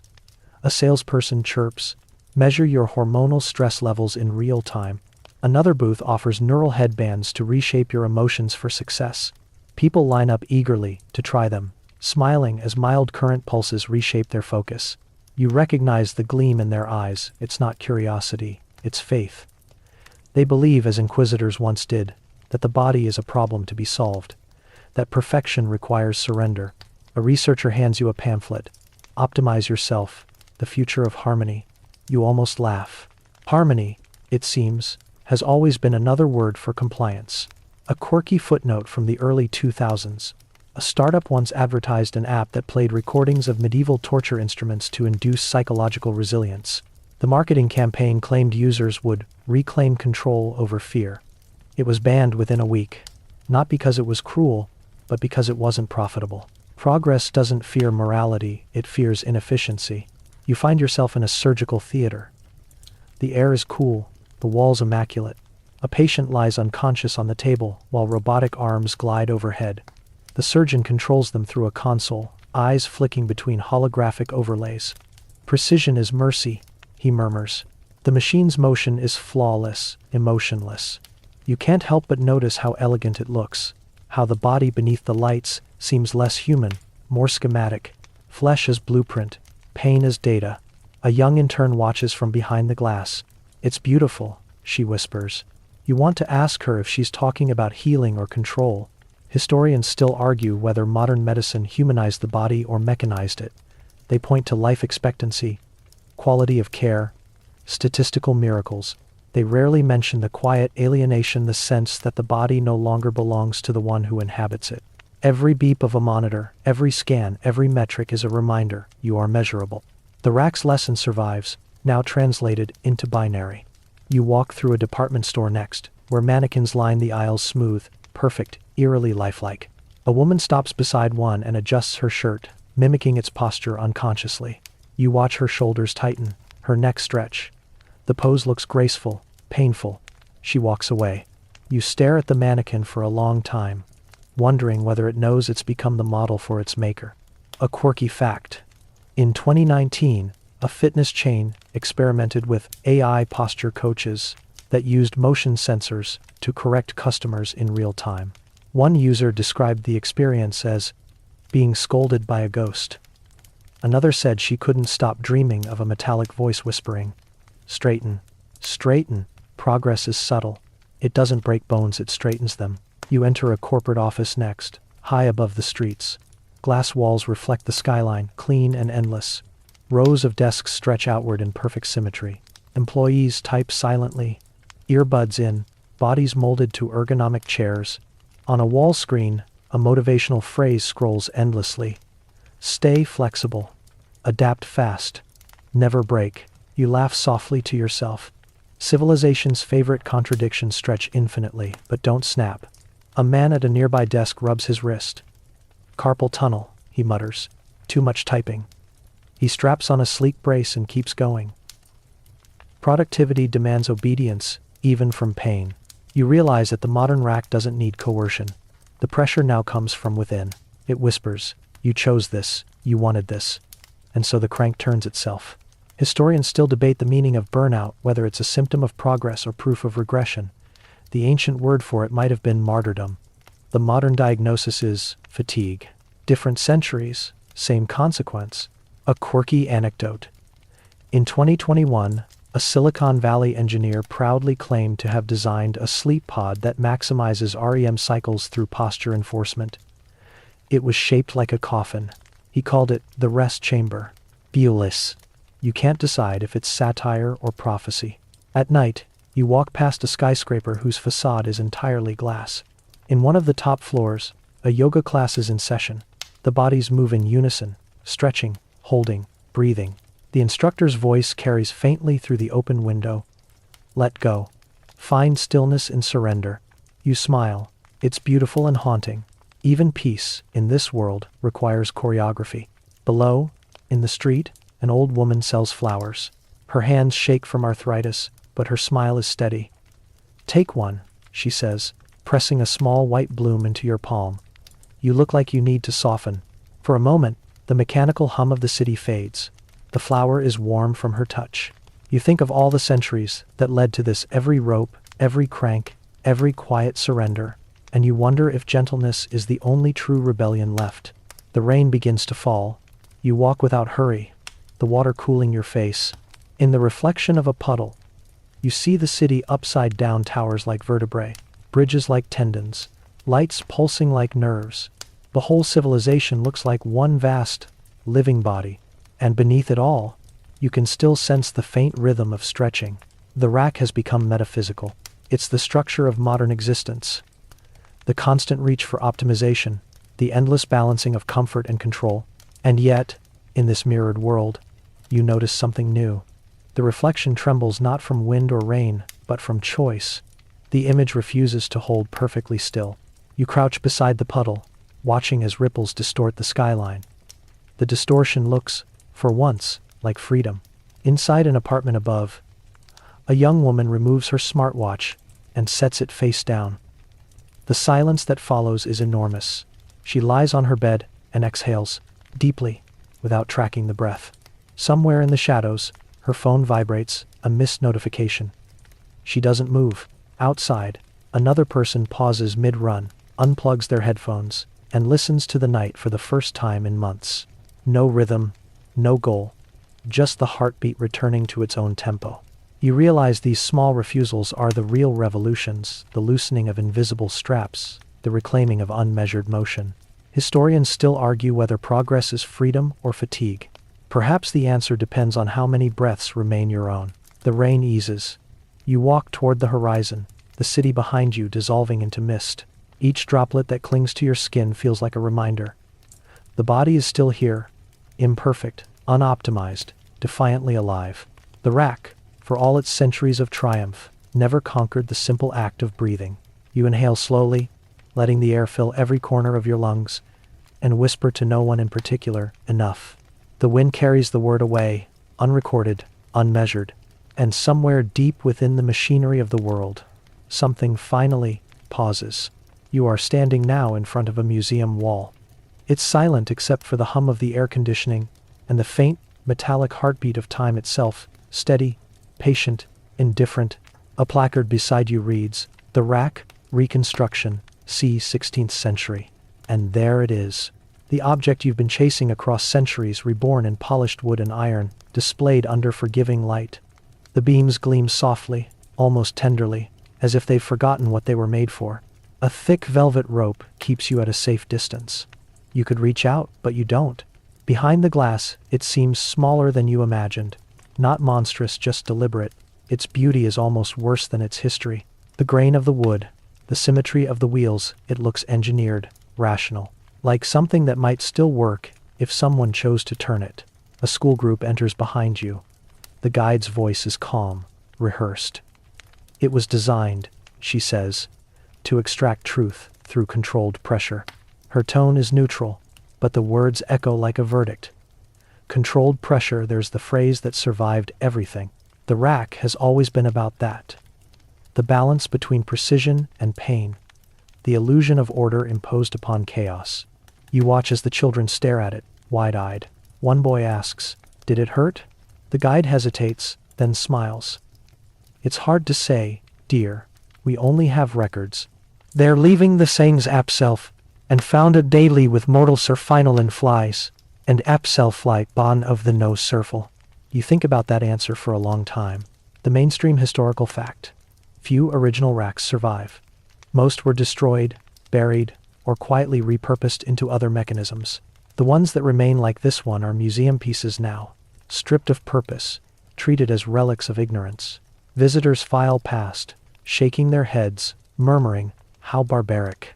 But you know better. You've seen how the wheel never stopped turning, it simply learned new rhythms. The medieval rack extracted confession, the industrial one extracted labor, the digital one extracts data. Each era calls it progress. Each claims to have outgrown cruelty. Historians still argue whether torture defines civilization or reveals it. Some say it's a remnant of fear, others, a symptom of ambition. But standing here in the quiet hum of this museum, you begin to suspect it's something deeper. A mirror. Every age builds the device it secretly worships. A quirky tidbit. One of the few surviving manuals of interrogation from 1587 describes the rack as a machine of divine geometry, aligning the sinful body toward order. The phrase reappears, centuries later, in an engineering textbook from 1949 this time, describing suspension bridges. Divine geometry. It says again. Civilization always reuses its vocabulary. You step closer to the glass. The metal gleams faintly, and for a second, you see your own reflection superimposed over it. Your face framed by the wooden crossbars. Your shoulders aligned with the ropes. The sight startles you. You blink, but the image doesn't vanish entirely. You realize the rack was never just a device. It was an idea, a design for obedience that eventually made its way inside you. Every time you straighten your posture, swallow an opinion, or smile through fatigue, something ancient whispers, "Hold still." You sit on the museum bench and close your eyes. For the first time in this long journey, you're not walking. The centuries unfold quietly behind your eyelids. Inquisitors with their ledgers, factory bells, surgical gloves, lead screens, the endless choreography of control. It all blurs together now, one unbroken movement, one continuous tightening and loosening of human will. And yet, something else hums beneath it all. A counter-rhythm. The sound of resistance, faint, persistent, stubborn. The laughter of the woman who danced barefoot in defiance of etiquette. The song of the violinist in the cold lab. The breath of the patient who said, "I don't love it back." Lasts for naught. You realize that for every hand that turned the crank, there was another that refused to. For every scream of surrender, there was someone who whispered no. That's the story the museum doesn't tell. The rack may have stretched bodies, but endurance stretched time itself. You open your eyes and notice a woman standing a few feet away. She's middle-aged, her hair streaked with gray, her hands folded loosely. She's staring at the rack too, but not with horror, with a kind of distant understanding. After a while, she says softly, "It's strange, isn't it? We think we've moved past it, but I see this every day. In hospitals, in offices, in mirrors." You nod. She continues, "My daughter, she's 16. She stopped eating for a while, said she didn't like her reflection, said she wanted to feel tight again." She smiles faintly. That word scared me more than any pain she could have described. Her voice trembles. Tight. You don't respond. There's nothing to add. The word says everything. Later, when the museum empties, you linger alone before the exhibit. The lights dim for closing. Shadows move across the wall behind the rack, distorting its shape into something skeletal. endless. For a moment, the air seems to pulse. You almost hear it breathe. You imagine all the bodies it once held, all the voices that passed through its gears. Not screaming but speaking prayers, names, apologies, truths twisted into shapes that fit survival. You wonder if pain leaves echoes, or if it's absorbed into the material itself, like a frequency only history can hear. You whisper, "It's over now." But the silence that follows doesn't agree. Outside, the sky is deep blue. The city lights flicker awake, their reflections gliding across glass towers like restless ghosts. You walk through the streets, past stores selling posture correctors, noise-canceling headphones, anti-aging serums, modern relics of the same devotion. Every window you pass reflects your image differently. Stretched, elongated, fragmented. You start to understand why the story of the rack never dies. It's not because people forgot. It's because they remembered too well. It became their metaphor for living. In every ambition, a little stretching. In every love, a little surrender. In every peace, a little tension. Perhaps civilization's tragedy isn't that it invented the rack, but that it learned to make it invisible. A quirky reflection. Anthropologists studying modern posture note that humans today sit longer, stand straighter, and move less than at any time in recorded history. The body, one writes, has been domesticated into furniture. Another adds, we no longer stretch to escape pain, we stretch to maintain it. You smile at the irony. Even now, we name our yoga poses after predators: cobra, lion, warrior, but practice them in carpeted rooms, seeking serenity through discipline. Maybe that's the paradox of progress. Every attempt to free the body requires another form of stillness. You find yourself back home that night, standing before your own reflection. The light in your bathroom is unkind, too bright, too honest. You study your posture, your jaw, the quiet tension in your neck. For a moment, you see the rack's shadow again, hovering behind you like a memory your body still carries. Then, slowly, you exhale. You roll your shoulders, let your head tilt to one side, your spine curve naturally. The shape feels unfamiliar, messy, asymmetrical, human. It's not perfection, but it's yours. And that, perhaps, is the first act of defiance. You whisper, "No more symmetry." The mirror fogs with your breath, softening your outline, until even the reflection lets go. Historians still argue whether the rack was ever truly destroyed. Some say the remaining fragments were melted for scrap, others that they were buried deep beneath foundations of churches and courthouses, but maybe it doesn't matter. The real machine was never made of iron. It was made of fear, the fear of chaos, of imperfection, of freedom without form. And fear, you've learned, doesn't vanish. It transforms, yet so does courage. Every generation inherits both. The wheel turns, but who holds the crank is still up for debate. You step outside one last time. The night air is cold, crisp, somewhere distant. A train hums a modern wheel, still turning. But it's not threatening anymore, just rhythmic, familiar. You walk toward it, not as a prisoner, but as a witness. Because after everything, after centuries of ropes, rules, and quiet endurance, the truth is simple. Humanity was never the victim or the torturer alone. It was always both. The hands that built the rack also built music, and medicine, and love. And maybe that's what redeems the story. Not the pain, but what people made from surviving it. You sit on a park bench. The city breathes around you, restless but alive. Somewhere, a street musician plays a slow, tender melody on a violin, the same instrument that once echoed through the laboratory of pain. The notes rise softly, shimmering through the air like forgiveness. You close your eyes. The sound moves through you, dissolving every rigid memory of wood, rope, and wheel. The rack, you realize, never vanished. It just changed purpose. It now exists wherever pressure meets resilience, wherever control meets the courage to soften. You listen until the last note fades, long and trembling, like a final exhale. And now, as the night settles and the story's echoes fade, you find yourself back in the gentle quiet of your own room.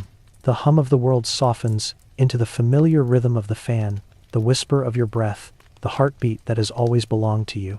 You've walked through centuries tonight, through chambers and factories, cathedrals and hospitals, through every place humanity has tried to measure pain and call it progress. But here, in this moment, there's nothing to measure.